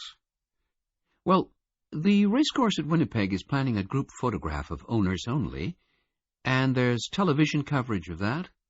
She pondered. They're each getting a commemorative plaque from the Jockey Club when we get back on the train at Banff, after the days in the mountains. She paused again. And if a horse that's actually on the train wins one of the special races, the owner gets free life membership of the clubs at all 3 racecourses. The last was a sizable carrot to a Canadian, perhaps, but not enough on its own, surely, to attract Filmer. I sighed briefly. Another good idea down the drain. So I was left with the 2 basic questions. Why was Filmer on the train, and why had he worked so hard to be an owner? And the answers were still, I don't know, and I don't know. Highly helpful. We drank coffee, dawdling, easy together. And she said she had wanted to be a writer, and had found a job with a publisher, which real writers never do, I found out, but was very much happier with Mary & Co. arranging mysteries. She said, my parents always told me practically from birth that I'd be a writer, that it ran in the family, and I grew up expecting it, but they were wrong, though I tried for a long time. And then I was also living with this man who sort of bullied me to write, but you know, it was such a relief the day I said to myself, sometime after we'd parted and I dried my eyes, that I was not really a writer and never would be, and I'd much rather do something else. Suddenly I was liberated and happier than I could remember. It seems so stupid looking back that it took me so long to know myself. I was in a way brainwashed into writing, and I thought I wanted it myself. But I wasn't good enough when it came to the point. And it was such hard work. And I was depressed so much of the time. She half laughed. You must think I'm crazy. Of course not. What did you write? I was writing for a women's weekly magazine for a while, going to interview people and writing up their lives and making up lives altogether sometimes if I couldn't find anyone interesting or lurid enough that week. Now let's talk about it. It was awful. I'm glad you escaped. Yes, so am I, she said with feeling. I look different. I feel different. And I'm much healthier. I was always getting colds and flu and feeling ill. And now I don't. Her eyes sparkled in the light, proving her right. And you? She said. You're the same, light-hearted. It shows all over you. Does it indeed? Am I right? On the button, I suppose. And we were lucky, I thought soberly, paying the bill. Light-heartedness was a treasure in a world too full of sorrows, a treasure little regarded and widely forfeited, to aggression, greed, and horrendous tribal rituals. I wondered if the fluted point people had been light-hearted 10,000 years ago. But probably not. Nell and I walked back to where she had parked her car, near the office. She lived 20 minutes' drive away, she said, in a very small apartment by the lake. To say good night, we kissed cheeks, and she thanked me for the evening, saying cheerfully that she would see me on Sunday if she didn't sink without trace under all the things she still had to do on the next day, Saturday. I watched her tail lights recede until she turned a corner. Then I walked back to the hotel, slept an untroubled night, and presented myself next morning at 10 sharp in the Public Affairs Office at Union Station. The Public Affairs Officer, a formidable, efficient lady, had gathered from Nell that I was one of the actors, as they had helped with actors before, and I didn't change that understanding. She wheeled me back into the cavernous great hall of the station, which, she briskly said, was 250 feet long, 84 feet wide, and had a tiled arched ceiling 88 feet above the floor, and led me through a heavy door into an undecorated downstairs duplication of the grandeur upstairs, a seemingly endless basic domain where the food and laundry and odd jobs of the trains got seen to. There was a mini power station also, and painting and carpentering going on all over the place. "This way," she said, clattering ahead on snapping heels. "Here is the uniform centre. They'll see to you." She pushed open a door to let me through, said briefly, "Here's the actor," to the staff inside, and with a nod abandoned me to fate. The staff inside were good-natured and equally efficient. One was working a sewing machine, another a computer, and a third asked me what collar size I took. There were shelves all round the room, bearing hundreds of folded shirts of fine light grey and white vertical stripes, with striped collars, long striped sleeves, and buttoned cuffs. The cuffs must remain buttoned at all times unless you're washing dishes. Catch me, I thought mildly, washing dishes. There were 2 racks of the harvest gold waistcoats on hangers. All the buttons must be fastened at all times. There were row on row of mid-grey trousers and mid-grey jackets tidily hung, and boxes galore of grey, yellow, and maroon striped ties. My helper was careful that everything he gave me should fit perfectly. VIA rail staff at all times are well turned out and spotlessly clean. We give everyone tips on how to care for the clothes. He gave me a grey jacket, 2 pairs of grey trousers, 5 shirts, 2 waistcoats, which he called vests, 2 ties, and a grey raincoat to go over all. And as he passed each garment as suitable, he called out the size to the man with the computer. "We know the sizes of every VIA employee right across Canada." I looked at myself in the glass in my shirt sleeves and yellow waistcoat, and the waiter, Tommy, looked back. I smiled at my reflection. Tommy looked altogether too pleased with himself, I thought. "Comfortable?" my helper asked. "Very." "Don't vary the uniform at all," he said. "Any variation would mark you out straight away as an actor." "Thank you."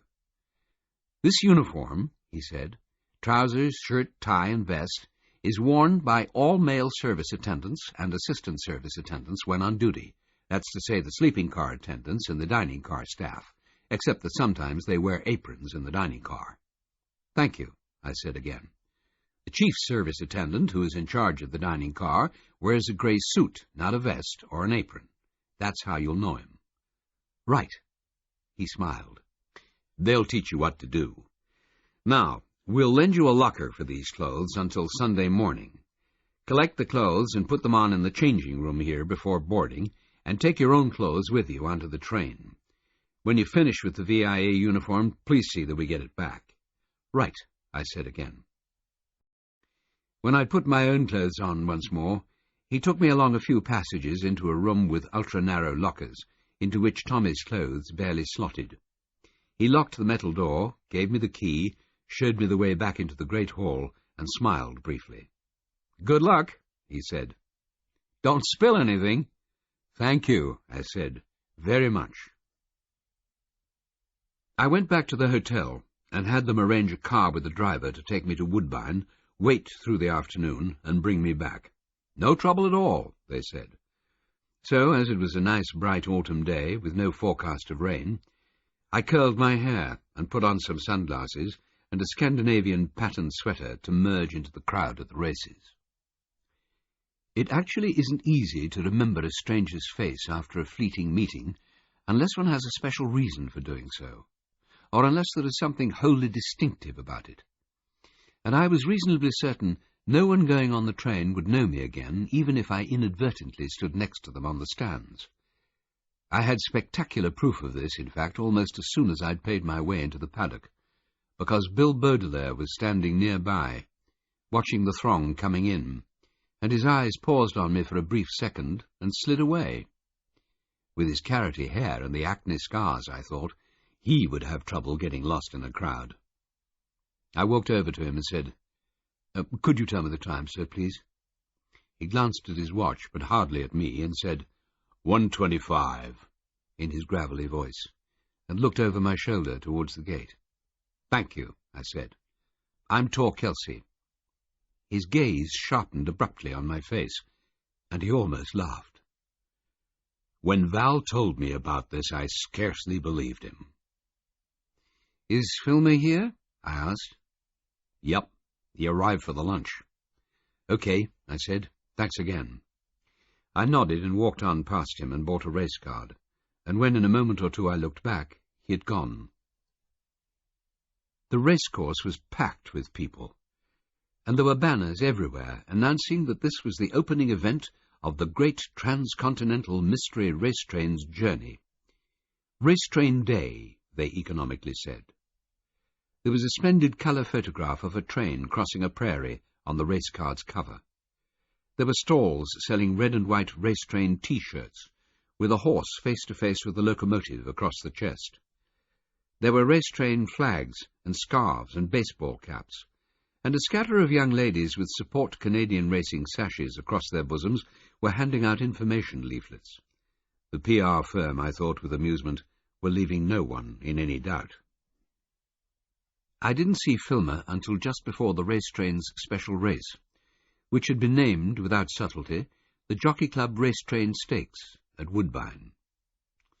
I'd spent some of the afternoon reading the information in the race card about the owners and their horses, and had seen that whereas all the owners were on the train's passenger list, none of the horses were. We would be taking fresh animals to Winnipeg and Vancouver. Filmer wasn't on the race card as an owner, but Mrs. Daffodil Quentin was, and when she came down to see the saddling of her runner, Filmer was with her, assiduous and smiling. Daffodil Quentin had a big puffball hair arrangement of blonde curls above a middle-aged face with intense, shiny red lipstick. She wore a black dress with a striped chinchilla coat over it. Too much fur, I briefly thought, for the warmth of the afternoon sun. There was hardly time to identify all the other owners, as the pre-race formalities were over much more quickly than in England. But I did particularly look for and sort out Mercer Lorrimore. Mercer Lorrimore, darling of the glossy mags, was running 2 horses in the race, giving it his loyal support. He was a man of average height, average build, average weight, and was distinguishable chiefly because of his well-cut, well-brushed full head of white hair. His expression looked reasonable and pleasant, and he was being nice to his trainer. Beside him was a thin, well-groomed woman, whom I supposed to be his wife, Bambi, and in attendance were a supercilious-looking young man and a sulking teenage girl, son and daughter, Sheridan and Xanthi, no doubt. The jockeys were thrown up like rainbow thistledown onto the tiny saddles and let their skinny bodies move to the fluid rhythm of the walking thoroughbreds. Out on the track, with the horse's gait breaking into a trot or canter, they would be more comfortable standing up in the stirrups, to let the bumpier rhythms flow beneath them. But on the way out from the parade ring, they swayed languorously like a camel train. I loved to watch them, never grew tired of it. I loved the big, beautiful animals with their tiny brains and their overwhelming instincts, and I'd always, all over the world, felt at home tending them, riding them, and watching them wake up and perform. The Lorrimore colours were truly Canadian, bright red and white like the maple leaf flag.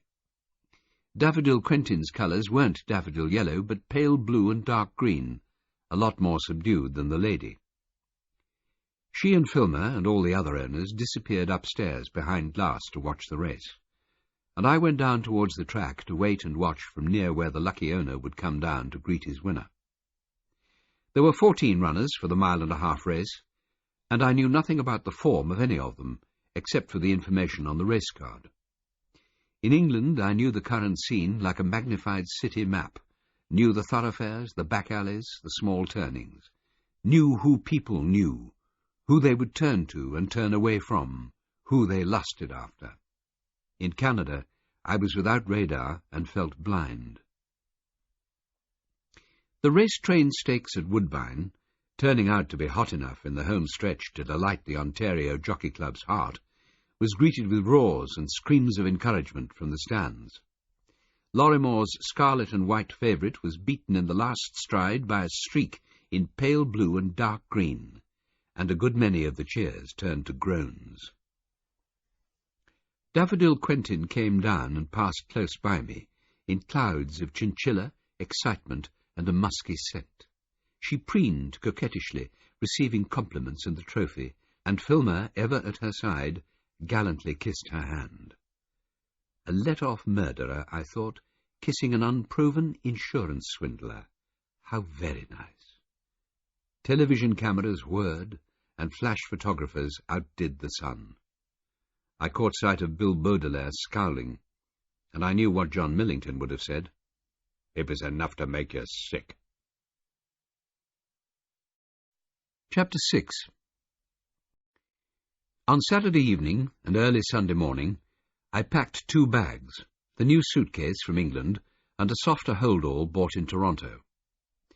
Into the first I put the rich young owner's suit, cashmere pullover and showy shirts, and into the second the new younger-looking clothes for off-duty Tommy, jeans, sweatshirts, woolly hat and trainers.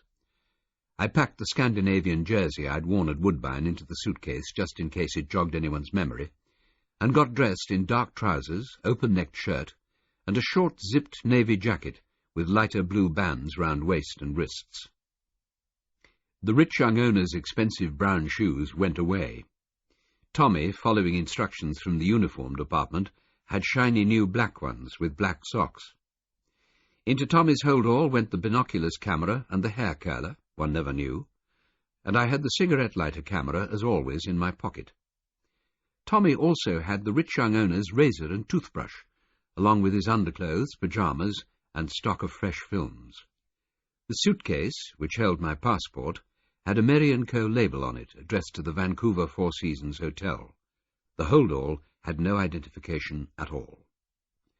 With everything ready, I telephoned Brigadier Cato in England, and told him about Daffodil Quentin and the touching little scene in the winner's circle. "Damn," he said. "Why does that sort of thing always happen? Absolutely the wrong person winning." The general public didn't seem to mind. The horse was third favourite, quite well backed. Daffodil Quentin seems to be acceptable to the other owners, who of course probably don't know about her 3 dead horses. They're bound to take to Filmer too, you know how civilised he can seem. And I don't suppose news of the trial got much attention here, since it collapsed almost before it began. Anyway, Filmer and Daffodil left the races together, in what looked like her own car, with a chauffeur. Pity you couldn't follow them." "Well, I did, actually, in a hired car. They went to the hotel where Filmer and the other owners from the train are staying, and they went into the bar for a drink. After that, Daffodil left in her Rolls, and Filmer went upstairs. Nothing of note. He looked relaxed." The Brigadier said, "You're sure they didn't spot you at the hotel?" "Quite sure. The entrance hall of the hotel was as big as a railway station itself. There were dozens of people sitting around waiting for other people. It was easy." It had even been easy following them from the racecourse. As when I went out to where my driver had parked his car, I had a clear view from a distance of Daffodil at the exit gate being spooned into a royal blue Rolls-Royce by Filmer and her chauffeur. My driver, with raised eyebrows but without spoken question, agreed to keep the Rolls in sight for as long as possible, which he did without trouble all the way back to the city. At the hotel, I paid him in cash with a bonus and sent him on his way, and was in time to see Filmer's back view receding into a dark-looking bar as I walked into the big central hall lobby. It had been an exercise without much in the way of results, but then many of my days were like that, and it was only by knowing the normal that the abnormal, when it happened, could be spotted. "Would you mind telling me," I said diffidently to the Brigadier, "whether Filmer has made a positive threat to disrupt this train?" There was a silence. Then, "Why do you ask?" "Something Bill Baudelaire said." After a pause, he answered. Filmer was seething with anger. He said the world's racing authorities could persecute him all they liked, but he would find a spanner to throw in their works and they'd regret it. "When did he say that?" I asked. "And why? And who to?" "Well, He hesitated and sighed. Things go wrong, you know. After the acquittal, the disciplinary committee of the Jockey Club called Filmer to Portman Square to warn him as to his future behaviour, and Filmer said they couldn't touch him and was generally unbearably arrogant. As a result, one of the committee lost his temper and told Filmer he was the scum of the earth and no one in racing would sleep well until he was warned off, which was the #1 priority of the world's racing authorities. "That's a bit of an exaggeration," I commented, sighing in my turn. "I suppose you were there?" "Yes. You could have cut the fury on both sides with a knife. Very vicious, all of it." "So," I said regretfully, "Filmer might indeed see the train as a target." "He might." The trouble and expense he had gone to get himself on board looked increasingly ominous, I thought. "There's one other thing you might care to know," the Brigadier said. "John saw Ivor Hawfitz's son Jason hanging around outside the weighing room at Newmarket yesterday, and had a word with him." When Millington had a word with people, they could take days to recover. In his own way, he could be as frightening as Derry Welfram or Filmer himself. "What happened?" I asked. "John spoke to him about the inadvisability of running errands on racecourses for his warned-off father, and said that if Jason had any information, he should pass it on to him, John Millington. And apparently Jason Hawfitz then said he wouldn't be passing on the information he had to anybody else, as he didn't want to end up in a ditch." "What?" I said. "John Millington pounced on that, but he couldn't get another word out of the wretched Jason. He turned to jelly and literally ran away, John says." "Does Jason really know," I said slowly, "what Paul Shacklebury knew? Did he tell Paul Shacklebury whatever it was he knew, or was it just a figure of speech? God knows. John's working on it." "Did he ask Jason what was in the briefcase?" "Yes, he did. But Jason either didn't know or was too frightened to speak. John says he was terrified that we even knew about the briefcase. He couldn't believe we knew." "I wonder if he'll tell his father." "Not if he has any sense." He hadn't any sense, I thought, but he did have fear, which was almost as good a life-preserver. "If I hear anything more," the Brigadier said, "I'll leave a message with..." His voice still disapproved. "With Mrs. Baudelaire Senior.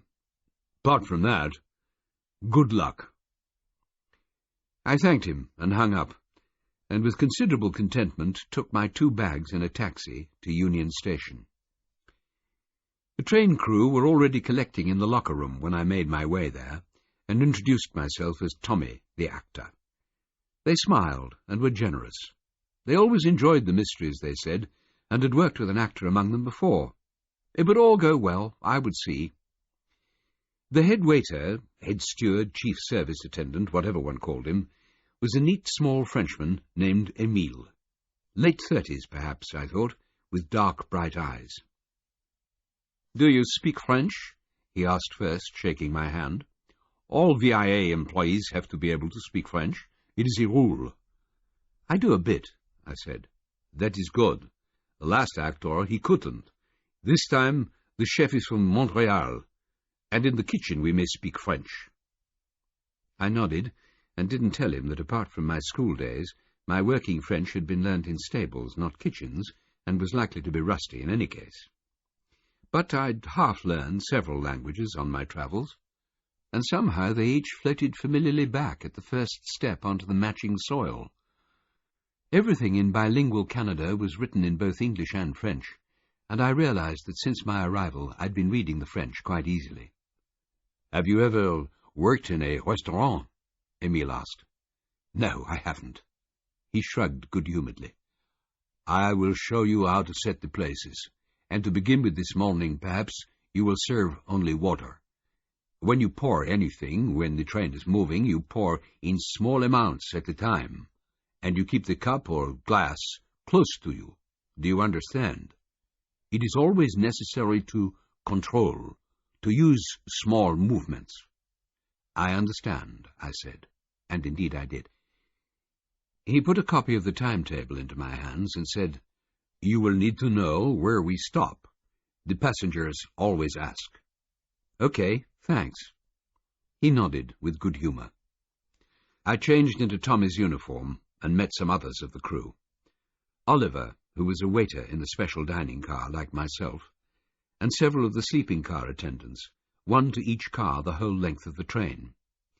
There was a smiling Chinese gentleman who cooked in the small forward dining car where the grooms, among others, would be eating, and an unsmiling Canadian who would be cooking in the main central dining car for the bulk of the racegoers and the crew themselves.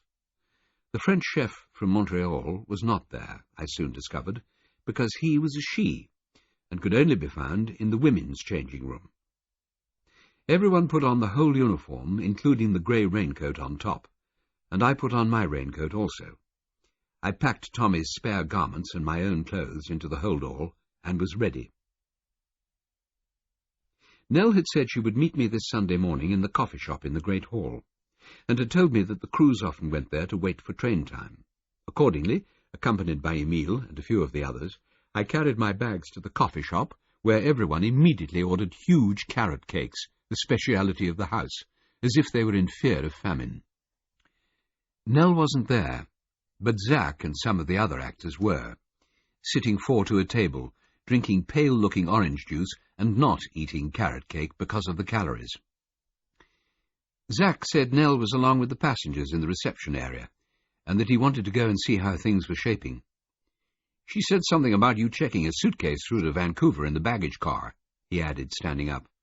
"Yes, this one." "Right. She said to tell you to bring it along to where the passengers are. I'll show you."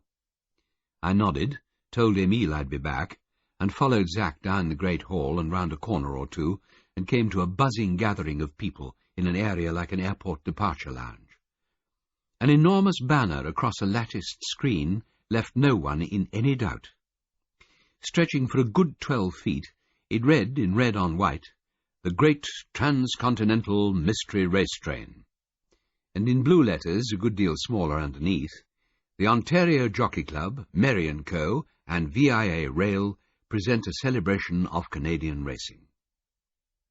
The 40 or so passengers already gathered in happy anticipation wore name badges and carnations and held glasses of orange juice convivially. "There was supposed to be champagne in the orange juice," Zack said dryly. "There isn't.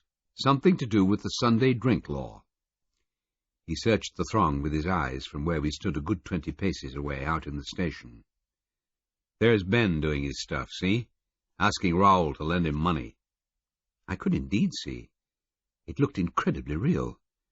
People standing around them were looking shocked and embarrassed. Zack was nodding his mop of curls beside me, and had begun snapping his fingers rather fast. I could sense the energy starting to flow in him, now that this fiction was coming alive.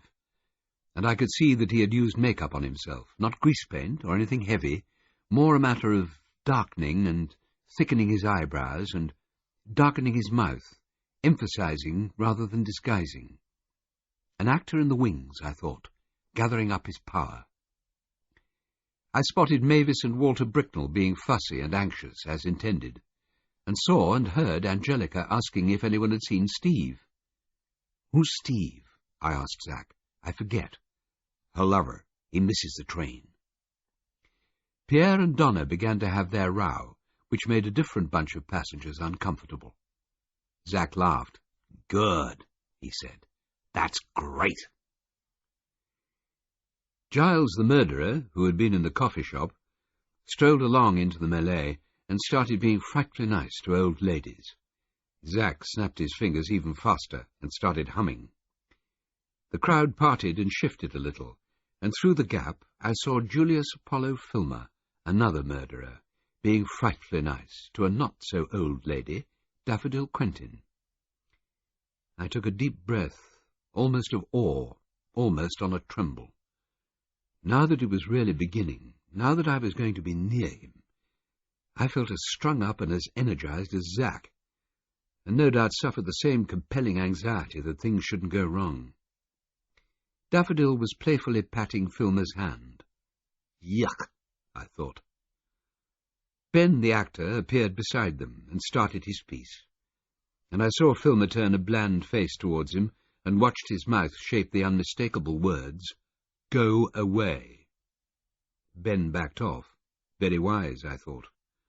The crowd came together again and hid Filmer and his flower, and I felt the tension in my muscles subside, and realized I hadn't known I'd tensed them. Have to watch that, I thought. The Lorrimores had arrived, each wearing yesterday's expression, pleasant, aloof, supercilious, sulky. Mercer was entering into the spirit of things, Bambi also, but more coolly. Sheridan looked as if he thought he was slumming. The young daughter Xanthe could have been quite pretty if she'd smiled. James Winterbourne, actor, had discarded his red felt trilby and had shaved off the stubble and was drifting around, being welcoming in his role as a member of the Jockey Club. And the real Jockey Club was there, I saw, in the person of Bill Baudelaire, who was known to one or two of the owners with whom he was chatting. I wondered how much he would fret if he didn't see me among the passengers, and I hoped not much.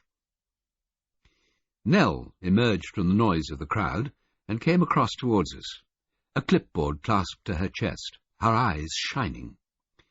She wore another severe suit, grey this time over a white blouse, but perhaps in honour of the occasion had added a long twisted rope of coral, pearls, and crystal. "It's all happening," she said. "I can hardly believe it after all these months. I won't kiss you both, I'm not supposed to know you yet, but consider yourselves kissed. It's all going very well. Pierre and Donna are having a humdinger of a row. How does she manage to cry whenever she wants to? Is that the suitcase for Vancouver? Put it over there with those others which are being checked right through. Mercer Lorrimore is sweet. I'm so relieved. We haven't had any disasters yet, but there must be one on the way. I'm as high as a kite, and there's no champagne in the orange juice." She stopped for breath and a laugh, and I said, "Nell, if Bill Baudelaire asks you if I'm here, just say yes, don't say where." She was puzzled, but too short of time to argue. "Well, okay, thanks." She nodded and turned to go and take care of the passengers, and the James Winterbourne character came out to meet her and also to talk to Zack. "It's too much," he complained. "The real goddamn chairman of the Ontario Jockey Club has turned up to do the bon voyage bit himself. I'm out of a job." "Well, we did ask him first," Nell said. "We suggested it right at the beginning. Before it all grew so big, he's obviously decided he should be here after all." "Yeah, but what about my fee?" "You'll get it," Zack said resignedly. "Just go back and jolly things along and tell everyone what a great trip they're going to have." "I've been doing that," he grumbled, but returned obediently to his task. "As a matter of fact," Nell said, her brow wrinkling, "I suppose I did get a message days ago to say the chairman was coming, but I didn't know it meant him. I didn't know who it meant. It was a message left for me while I was out. The colonel is coming." "I didn't know any colonels. Is the chairman a colonel?" "Yes," I said. "Oh, well, no harm done. I better go and see if he needs anything." She hurried off, unperturbed. Zack sighed. "I could have saved myself that fee." "How do you mean?" "Oh, Mary & Co. pay me a lump sum to stage the mystery. I engage the actors and pay them, and whatever is left at the end is mine. Not much, sometimes. Voices were suddenly raised over in the crowd, and people began scattering to the edges of the area, clearing the centre and falling silent. Zack and I instinctively went nearer, he in front, I in his shadow. On the floor, sprawling, lay the actor Raoul, with Donna and Pierre bending down to help him up. Raoul dabbed at his nose with the back of his hand, and everyone could see the resulting scarlet streak. Mavis Bricknell began saying loudly and indignantly, "He hit him! He hit him! That young man hit our trainer in the face! He had no right to knock him down!" She was pointing at Sheridan Lorrimore, who had turned his back on the scene. I glanced at Zack for enlightenment.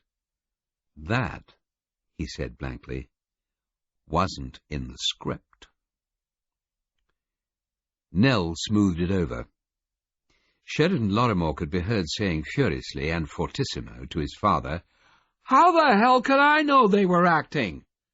The fellow was being a bore. I just bopped him one. He deserved it. The girl was crying, and he was crowding me, pushing against me. I didn't like it." His father murmured something.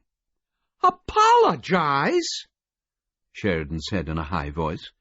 Oh, all right, I apologize. Will that do?" Mercer drew him away to a corner, and slowly, haltingly, the general good humour resurfaced. Ironic compliments were paid to Pierre, Donna, and Raoul for the potency and effect of their acting, and Raoul played for sympathy and looked nobly forgiving, holding a handkerchief to his nose and peering at it for blood, of which there seemed to be not much. Zack cursed, and said that Pierre had in fact been going to knock Raoul to the ground at a slightly later time, and now that would have to be changed. I left him to his problems because it was coming up to the time when Emile had said the crew should board the train, and I was due back in the coffee shop. The carrot cakes had been reduced to crumbs, and the coffee cups were empty. The bussed consignment of grooms had arrived, and were sitting in a group wearing race-train T-shirts above their jeans. Emile looked at his watch, and another crew member arrived and said the computer in the crew's room downstairs was showing that the special train had just pulled into the station, Gate 6, Track 7, as expected. "Bon," Emile said, smiling. "Then, Tommy, your duties begin." Everyone picked up their travelling bags, and in a straggle, more than a group, walked back towards the passengers' assembly area. As we approached, we could hear the real chairman of the Ontario Jockey Club welcoming everyone to the adventure, and we could see Zack and the other actors waiting for him to finish so that they could get on with the mystery. Jimmy the actor was dressed in a maroon VIA rail station uniform. Zack was intent, and Ricky, due on in gory glory at any moment, was checking in a small hand mirror that blood was cascading satisfactorily from a gash on his head. Zack flashed a glance at the crew, saw me, and gave me a thumbs-up sign. The chairman wound up to applause. Zack tapped Ricky, who had put the mirror in his pocket, and Ricky went into the "I've been attacked" routine most convincingly. Emile, the crew, and I wasted no time watching. We went on past, and came to Gate 6, which was basically a staircase leading to ground level where the rails were. Even though it was high morning, the light was dim and artificial outside, as acres of arched roof far above kept out the Canadian weather. The great train was standing there, faintly hissing, silver, immensely heavy, stretching away in both directions for as far as one could see in the gloom. In the Mary & Co. office I'd learnt that each carriage, built of strong, unpainted, corrugated aluminium, with the corrugations lying horizontally, was 85 feet long, and there were 15 carriages in all, counting the horses, the baggage, and the Lorrimores. With the engines as well, this train covered more than a quarter of a mile, standing still. 2 furlongs, I thought frivolously, to put it suitably. 3 times round the train, more than equalled the Derby. There was another long banner, duplication of the one in the station, fastened to the side of the train, telling all the passengers what they were going on if they were still in any doubt. The crew divided to right and left according to where their jobs were, and following Emile, I found myself climbing up, not into the dining car, but into one of the sleeping cars. Emile briefly consulted a notebook, stowed his travel bag on a rack in a small bedroom, and directed me to put my bag in the one next door. He said I should remove my raincoat and my jacket and hang them on the hangers provided. That done, he closed both doors, and we descended again to the ground. "It's easier to walk along outside while we are in the station," he explained. He was ever precise. We walked along beside the wheels until the end of the train was in sight, and finally walked past the dining car, and at the end of it swung upwards through its rear door into the scene of operations. The special dining car lived up to its name, with a blue and red carpet, big blue padded leather chairs, polished wood gleaming in the lights, and glass panels engraved with birds. There were windows all down both sides with blue patterned curtains at intervals, and green plants lodged above, behind pelmets. 10 feet wide, the car was long enough to accommodate 6 oblong tables down each side of a wide aisle, with 4 chairs at each. 48 seats, as promised. All quiet, all empty, all waiting. "Come," Emile said, leading the way forward through the splendour. "I show you the kitchen." The long, silvery, all-metal kitchen was already occupied by 2 figures dressed in white trousers and jackets, topped by high white paper hats. The diminutive lady chef from Montreal, and a tall, willowy young man who introduced himself as Angus, a special chef employed by the outside firm of top-class caterers who were providing for this journey the sort of food not usually served on trains. It seemed to my amused eyes that the 2 chefs were in chilly unfriendliness, marking out their territories, each, in the normal course of events, being accustomed to being the boss. Emile, who must have picked up the same signals, spoke with a true leader's decisiveness. "In this kitchen, this week," he said to me, "Angus is to command.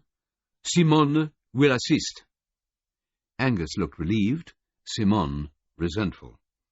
"This is because," Emile said, as if it clinched matters, which it did, "Angus and his company have designed le menu and provided the food." The matter, everyone could see, was closed. Emile explained to me that on this trip the linen, cutlery, and glasses had been provided by the caterers, and without more ado he showed me first where to find everything, and second, how to set a table. He watched me do the second table in imitation of his manner. "You learn fast," he said approvingly. "If you practice, they will not tell you are not a waiter."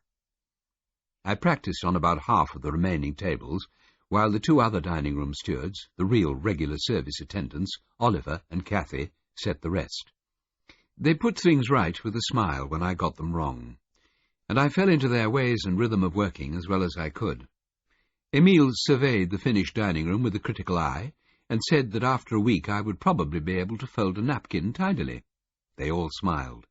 It seemed that my napkins were already okay, and I felt quite ridiculously pleased, and also reassured.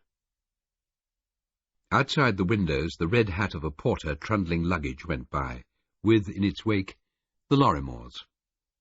"They're boarding," Emile said. "When the train departs, our passengers will all come here for the champagne." He bustled about with champagne flutes and ice, and showed me how to fold a napkin round the neck of a bottle, and how to pour without trips. He seemed to have forgotten about only letting me loose on water. There were voices outside as the train came alive. I put my head out of the rear door of the dining car, and looking forward, saw all the passengers climbing upwards into the sleeping cars, with porters following after with their bags. Several people were embarking also into the car behind the dining car, into the car which comprised 3 bedrooms, a bar, a large lounge area, and an upstairs glass-domed observation deck, the whole lot known, I discovered, as the dome car. Forward, by the gate through which the passengers were crowding, Nell was doing her stuff with bandages on the convincing bloodiness of Ricky. The little scene concluded, she walked aft, looking inward through the windows, searching for someone, who in fact turned out to be me. "I wanted to tell you," she said. "The conductor, he's like the captain of a ship. knows that you're our security guard, sort of, and he's agreed to help you with anything you want, and to let you go everywhere in the train without question, including the engines, as long as the two engineers, they're the train drivers, permit it, which he says they will once he's talked to them. Say you're Tommy when you see him." I gazed at her with admiration. "You're marvellous," I said. "Yes, aren't I?" she smiled. "Bill Baudelaire did ask about you. I said you were here, and you'd boarded early. He seemed satisfied. Now I've got to sort out all the people who persist in putting themselves into the wrong bedrooms." She had gone before she'd finished the sentence, climbing into the sleeping car forward of the kitchen and vanishing from view. Filmer's bedroom was in that car. It had been easy to get myself moved away from sleeping next door to him. It had happened naturally with my demotion to crew. However much I might want to keep tabs on him, bumping into him several times a day in the corridor hardly seemed the best route to anonymity. People started coming into the dining room and sitting at the tables, regardless of the fact that we were still in the station. "Where do we sit?" a pleasant-faced woman asked Emile, and he said, "Anywhere, madame." The man with her demanded a double scotch on the rocks, and Emile told him that alcohol was available only after departure. Emile was courteous and helpful. I listened, and I learnt. Mercer Lorrimore came through into the dining car, followed by his wife, who looked displeased. "Where do we sit?" Lorrimore said to me, and I answered, "Anywhere, sir," in best Emile fashion, which drew a fast, appreciative grin from Emile himself. Mercer and Bambi chose a centrally located table, and were soon joined by their less-than-happy offspring, Sheridan audibly saying, "I don't see why we have to sit in here, when we have our own private car." Both mother and daughter looked as if they agreed with him, but Mercer, smiling round clenched molars, said with surprising bitterness, "You will do what I ask, or accept the consequences." And Sheridan looked furious, but also afraid. They had spoken as if I weren't there, which in a way I wasn't, as other passengers were moving round me, all asking the same questions. "Anywhere, madam, anywhere, sir," I said, and "I'm afraid we can't serve alcohol before departure." Departure came from one instant to the next, without any whistles blowing, horns sounding, or general ballyhoo. One moment we were stationary, the next sliding forward smoothly, the transition from rest to motion of a quarter of a mile of metal achieved as if on silk.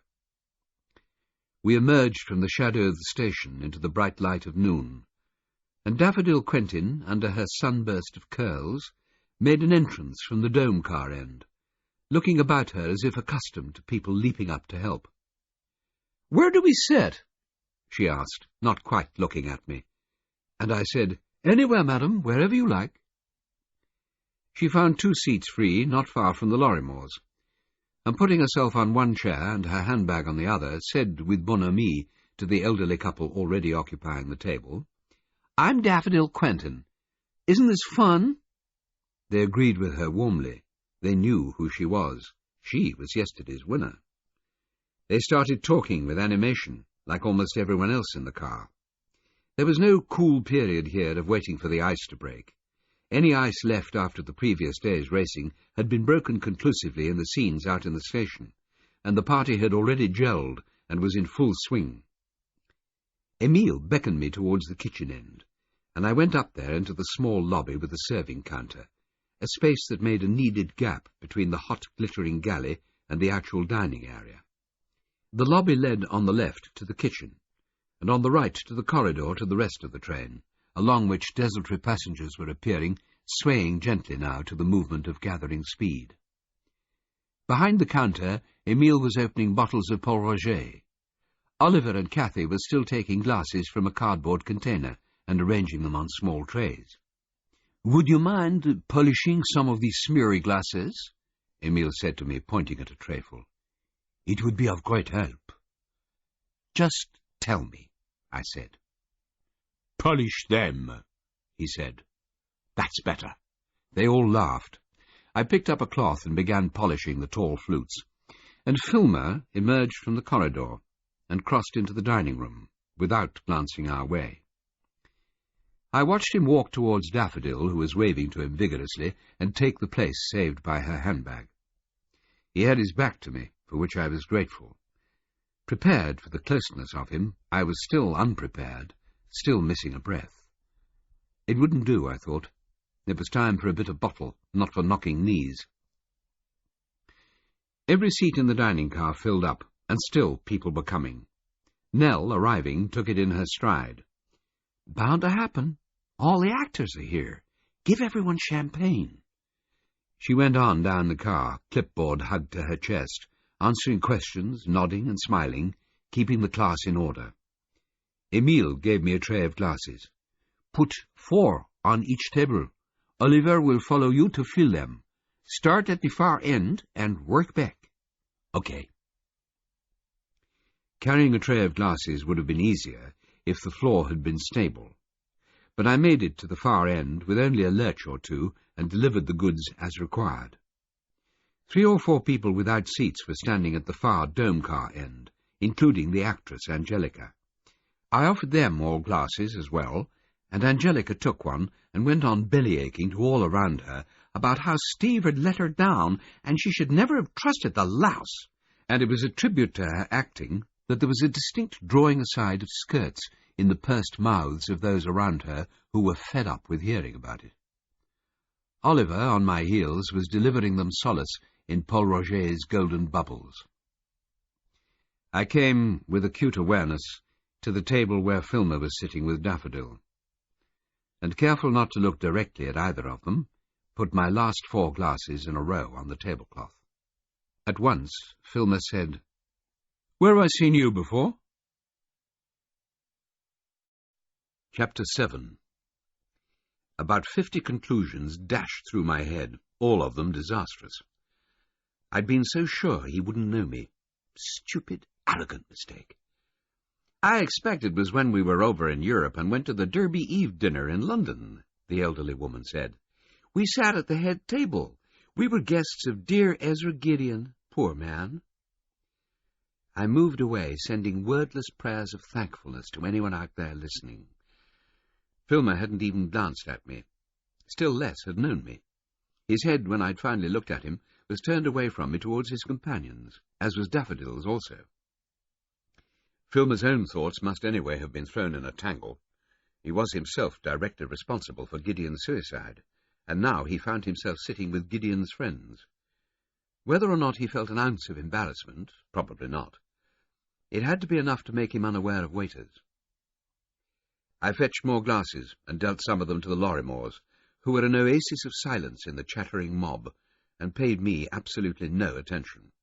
And from then on, I felt I had indeed chosen the right role, and could sustain it indefinitely. When everyone was served, Zack, the investigator, appeared like a gale-force wind and moved the mystery along through Scene 2, disclosing the details of the attempted kidnap of one of the horses, and leaving a tantalizing question mark in the shape of "which one?" To the amusement of the audience, he quizzed several of the real passenger owners. "Which is your horse, sir? Did you say Upper Gumtree?" He consulted a list. "Ah, yes, you must be Harvey Unwin from Australia.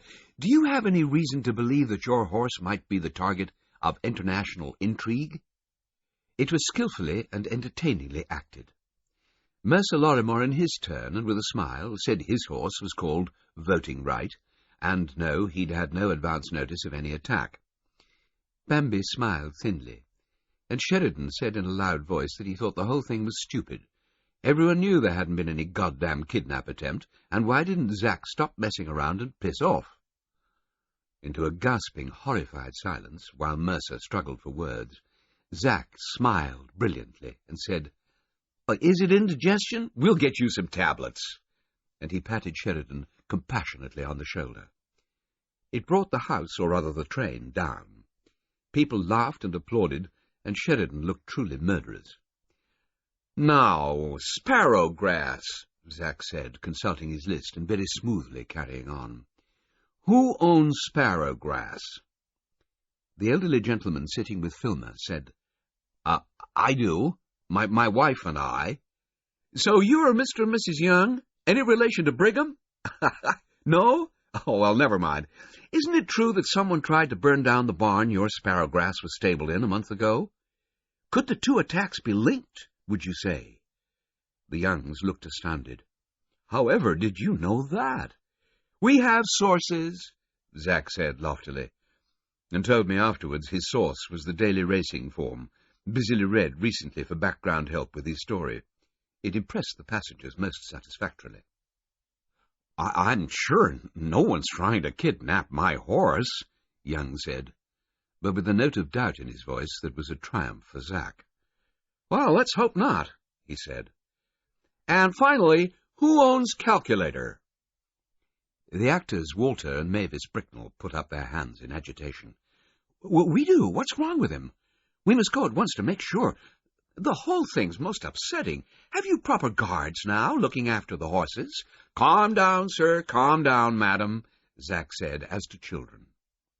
Mary & Co. have a special horsemaster looking after them. They will all be safe from now on. He concluded the scene by saying that we would soon be stopping at Newmarket, but that British owners shouldn't get off the train, as they would find no races there. Laughter. Lunch was now on its way, he added, and he hoped everyone would return for drinks at 5:30, when there would be interesting developments, as per their printed programmes. The passengers clapped very loudly to encourage him. Zack waved, retreated, and set off down the corridor, flat-footed almost at once after his bounce in the dining car, and already with drooping shoulders consulting his notebook about what he needed to do next. How often, I wondered, had he had to deal with the likes of Sheridan? From his demeanour, often enough. Emile told me to collect the champagne glasses, pour the water, and put a pot of breadsticks on each table. He himself was opening wine. Oliver and Cathy began bringing plates of smoked salmon and bowls of vichyssoise soup on trays from the kitchen, and offering a choice. The seating problem more or less sorted itself out. Mavis and Walter, pretending their horses' welfare meant more to them than eating, set off up the train to eat in the racegoers' dining car, and so did Angelica, too upset to sit down. A few others, like Raoul, Pierre, and Donna, left discreetly, until Nell, counting heads, could match all paying passengers with a place. Giles the murderer, I was interested to see, was still in the dining room, still being overpoweringly nice. It was apparently essential to the drama that he should be liked. We stopped at Newmarket briefly. No British owners got off. A pity. The soup gave place to a fricassee of chicken, with lemon and parsley. I was promoted from Aquarius to Ganymede, forsaking water for wine. Emile quite rightly didn't trust me to clear dirty plates, which involved fancy juggling with knives and forks. I was allowed with the others to change ashtrays, to deliver maple hazelnut praline mousse, and to take tea and coffee to the cups already laid. Filmer ignored my presence throughout, and I was extremely careful not to draw his attention by spilling things. By the end, I had a great admiration for Emile, Oliver, and Cathy, who had neatly served and cleared 3 full courses with the floor swaying beneath their feet, and who normally would have taken my few jobs also in their stride. When nearly all the passengers, including Filmer, had left, heading for their own rooms or the observation car, we cleared the tables, spread fresh cloths, and began thinking of food for ourselves. At least I did. The others made for the kitchen, with me following, but once there, Oliver took off his waistcoat, donned an apron and long yellow gloves, and began washing dishes. A deep, endless sinkful of 3 courses for 48 people. I watched him in horror. "Do you always do this?" I asked. Who else? Cathy took a cloth to do some drying. "No machines?" I protested. "We're the machines," she said. Catch me, I thought ruefully, washing dishes. I picked up one of the cloths and helped her. "You don't have to," she said, "but thanks." Angus, the chef, was cleaning up his realm at the far end of the long, hot kitchen, and Simone was unpacking fat beef sandwiches, which we all ate standing up while working. There was an odd sort of camaraderie about it all, as if we were the front-line troops in battle. They were entitled to eat after the last sitting in the central dining car, Emile said, rinsing glasses. But usually they went only for dinner, if then. I could see why, as after the sandwiches on that first day, we ate the all-too-few left-over portions of the Lucullan lunch we had served. "There's never anything thrown away," Cathy said, "when we do trips like this." The dishes finally finished and stowed in their racks. It appeared that we were free for a blessed couple of hours, reassembly on the dot of 5:30. I don't know what the others did, but I made straight towards the front of the packed train, threading an unsteady way through seemingly endless sleeping cars, passing my own berth, through the still busy central dining car, the full and raucous open-seat day-nighter, 3 more sleeping cars, the crowded dome car, dining room, kitchen, lounge, observation desk, another sleeping car, and finally reaching the horses. In all, a little less than a quarter of a mile's walk, though it felt like a marathon. I was stopped at the horse-car entrance by a locked door, and in response to my repeated knocking by a determined female who told me I wasn't welcome. "You can't come in," she said bluntly, physically barring my way. "The train crew aren't allowed in here."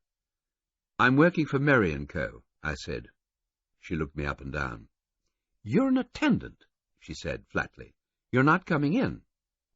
She was quivering with authority, the resolute governess guarding the pass.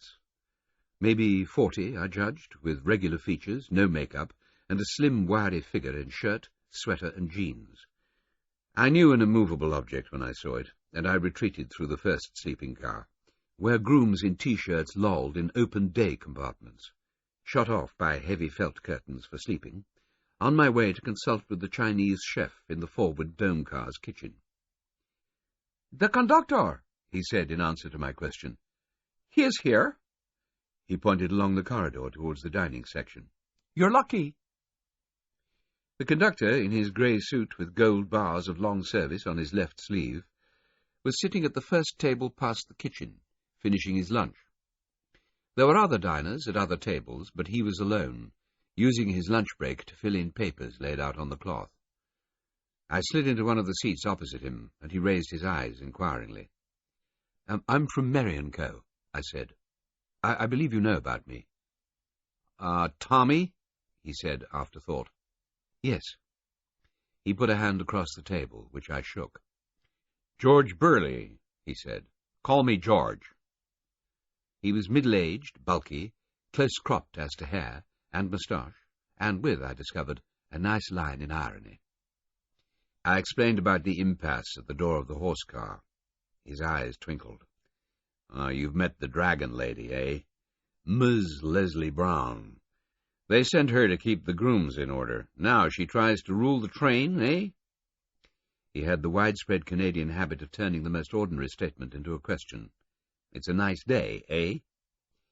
"I hope," I said politely, "that your authority outranks hers." "You bet your life," he said. "Let me finish these papers and my lunch and we'll go along there, eh?" I sat for a while watching the scenery slide by. Wild, uninhabited stretches of green and autumn-blazing trees, grey rocks and blue lakes punctuated by tiny hamlets and lonely houses, all vivid in the afternoon sunshine, a panoramic impression of the vastness of Canada and the smallness of her population. "Right," George said, shuffling his papers together. "I'll just finish my coffee, eh?" "Is there," I asked, "a telephone on the train?" He chuckled. "You bet your life. But it's a radiophone, eh? It only works near cities, where they have receiver transmitters. At small stations, we have to get off and use the regular phones on the ground, like the passengers do at longer stops." "But can anyone use the train telephone?" I asked. He nodded. "It's a payphone by credit card, eh? Much more expensive. Most people stretch their legs and go into the stations." "It's in my office." He anticipated my question. "My office is in the first sleeping car after the central dining car." "My roomette is there," I said, working it out. "Well, there you are, then. Look for my name on the door." He finished his coffee, slid his papers into a folder, and took me forward again to the horse car. The dragon answered belligerently to his knock and stared at me disapprovingly. "He is Tommy," George said. "He is a security guard for Merry & Co., eh? He has the run of the whole train under my authority." She bowed in her turn to an irresistible force, and led us in with raised eyebrows and an air of power suspended, not abdicated. She produced a clipboard with a sheet of ruled paper attached. "Sign here," she said. "Everyone who comes in here has to sign, and put the date and time." I signed Tommy Titmouse in a scrawl and put the time. Filmer, I was interested to see, had been to see his horse before departure. We walked forward into the horse-car, with George pointing things out. "There are 11 stalls, see? In the old days they carried 24 horses in a car, but there was no central aisle, eh? No passage for anyone between stops. They don't carry horses by train much now. This car was built in 1958, eh? One of the last, one of the best." There was a single stall lengthwise against the wall on each side of the entrance door, then a space, then 2 more box stalls, one on each side, then a space where big sliding doors gave access to the outer world for loading and unloading. Next came a wider central space, with a single box on one side only, then 2 more boxes and another space for loading, then 2 more boxes and a space, and finally another box on each side of the far forward door. 11 boxes, as promised, with a central aisle. The boxes were made of heavy green-painted panels of metal, slotted and blotted together. Dismantleable. In the wide centre space, where one box alone stood along one wall, there was a comfortable chair for the redoubtable Miss Brown, along with a table, equipment lockers, a refrigerator, and a heavy plastic water tank with a tap low down for the filling of buckets. George opened the top lid of the tank and showed me a small plank floating on the surface. "It stops the water sloshing about so much, eh?" Indeed, I thought. There were dozens of bales of hay everywhere possible, and a filled hay net swinging gently above each horse's head. A couple of grooms sat around on bales, while their charges nibbled their plain fare and thought mysterious equine thoughts. Each box had the name of its occupant thoughtfully provided on a typewritten card slotted into a holder on the door. I peered at a few of them, identifying Filmer and Daffodil's Laurentide Ice as a light grey horse with brittle-looking bones, the Lorimore's Voting Right as an unremarkable bay, and the Young's Sparrowgrass as a bright chestnut with a white star and sock. "Come on," George said. "Meet the engineers, eh?" He wasn't a horseman himself. "Yes, thank you." He opened the forward door of the horse van with a key, and with the key also let us through into the baggage car. "Doors are kept locked, eh?" I nodded. We swayed down the long baggage car, which was half empty of freight and very noisy, and George, having told me to remove and lay aside my waistcoat in case I got oil on it, unlocked the door at the far end. If I thought it noisy where we went made talking impossible. George beckoned, and I followed through a door into the heat of the rear section of the engines, the section containing, among other things, the boiler, which provided steam to heat the whole train. George pointed wordlessly to an immense tank of water, and with amusement showed me the system for telling the quantity of the contents. At intervals up the huge cylinder there were normal taps, the sort found over sinks. George pointed to the figures beside each, which were in hundreds of gallons, and made tap-turning motions with his hands. One turned on the taps, I understood with incredulity, to discover the level of the contents. Supremely logical, I supposed, if one had never heard of gauges. We went on forward into a narrow passage beside yards of hot hammering engine of more than head height, throbbingly painful to the senses, and then passed over a coupling into another engine, even longer, even noisier, even hotter, the very stuff of hell. At the far end of that we came to a glass-panelled door which needed no key, and suddenly we were in the comparative quietness of the driver's cab, right at the front of the train. There was fresh, cool air there, as the right-hand window, next to the bank of controls in front of the engineer's seat, was wide open. When I commented on it, George said that that window was open always, except in blizzards, eh? Through the wide forward unopening windows, there was a riveting view of the rails stretching ahead, signals shining green in the distance, trees flashing back at a useful 70 miles an hour. I'd never been in the cab of a moving train before, and I felt I could have stayed there all day. At the controls sat a youngish man in no sort of uniform, and beside him sat an older man in cleanish overalls with grease on his fingers. George made introductions. Robert, that was the younger, and Mike, the elder. They nodded and shook hands when George explained my position. Give him help if he asks for it. They said they would. George patted Robert on the shoulder and pointed out to me a small white flag blowing stiffly outside to the right of the front windows. That flag shows this is a special train, not in the timetable. It's so all railway men along the way don't think the Canadian is running 30 minutes early. They all thought it a great joke. Trains never ran early the world over. Late was routine. Still chuckling, George led the way back through the glass door into the inferno. We inched again past the thundering monster and its second string to the rear, and emerged at last into the clattering, reverberating peace of the baggage car, where I was reunited with my waistcoat. My suitcase, I was interested to see, stood in a quiet row of others, accessible enough if I wanted it. George locked the baggage car door behind us, and we stood again in the quiet horse car, which looked homely and friendly, with the horses' heads poking forward over the doors. It was interesting, I thought, that as far as they were able in their maybe 4-foot-wide stalls, most of them were standing diagonally across the space, the better to deal with the motion. And they all looked alert and interested, sure signs of contentment. I rubbed the noses of one or two under the frowning, suspicious gaze of Ms. Brown, who was not pleased to be told that she should let me in whenever I asked, George chuckled his way out of the horse-car, and we meandered back down the train together, George stopping to check for news with each sleeping car attendant and to solve any problems. There was a sing-song in progress in the dome car, and the racegoers in the day-nighter had formed about 4 separate card schools with cash passing briskly. The overworked and gloomy chef in the main dining car had not lost his temper altogether, and only a few passengers had grumbled that the roomettes were too cramped. The most usual disgruntlement, George said. No one was ill, no one was drunk, no one was fighting. Things, George said eventually, were going so smoothly that one should expect disaster any time now, We came at last to his office, which was basically a roomette like my own.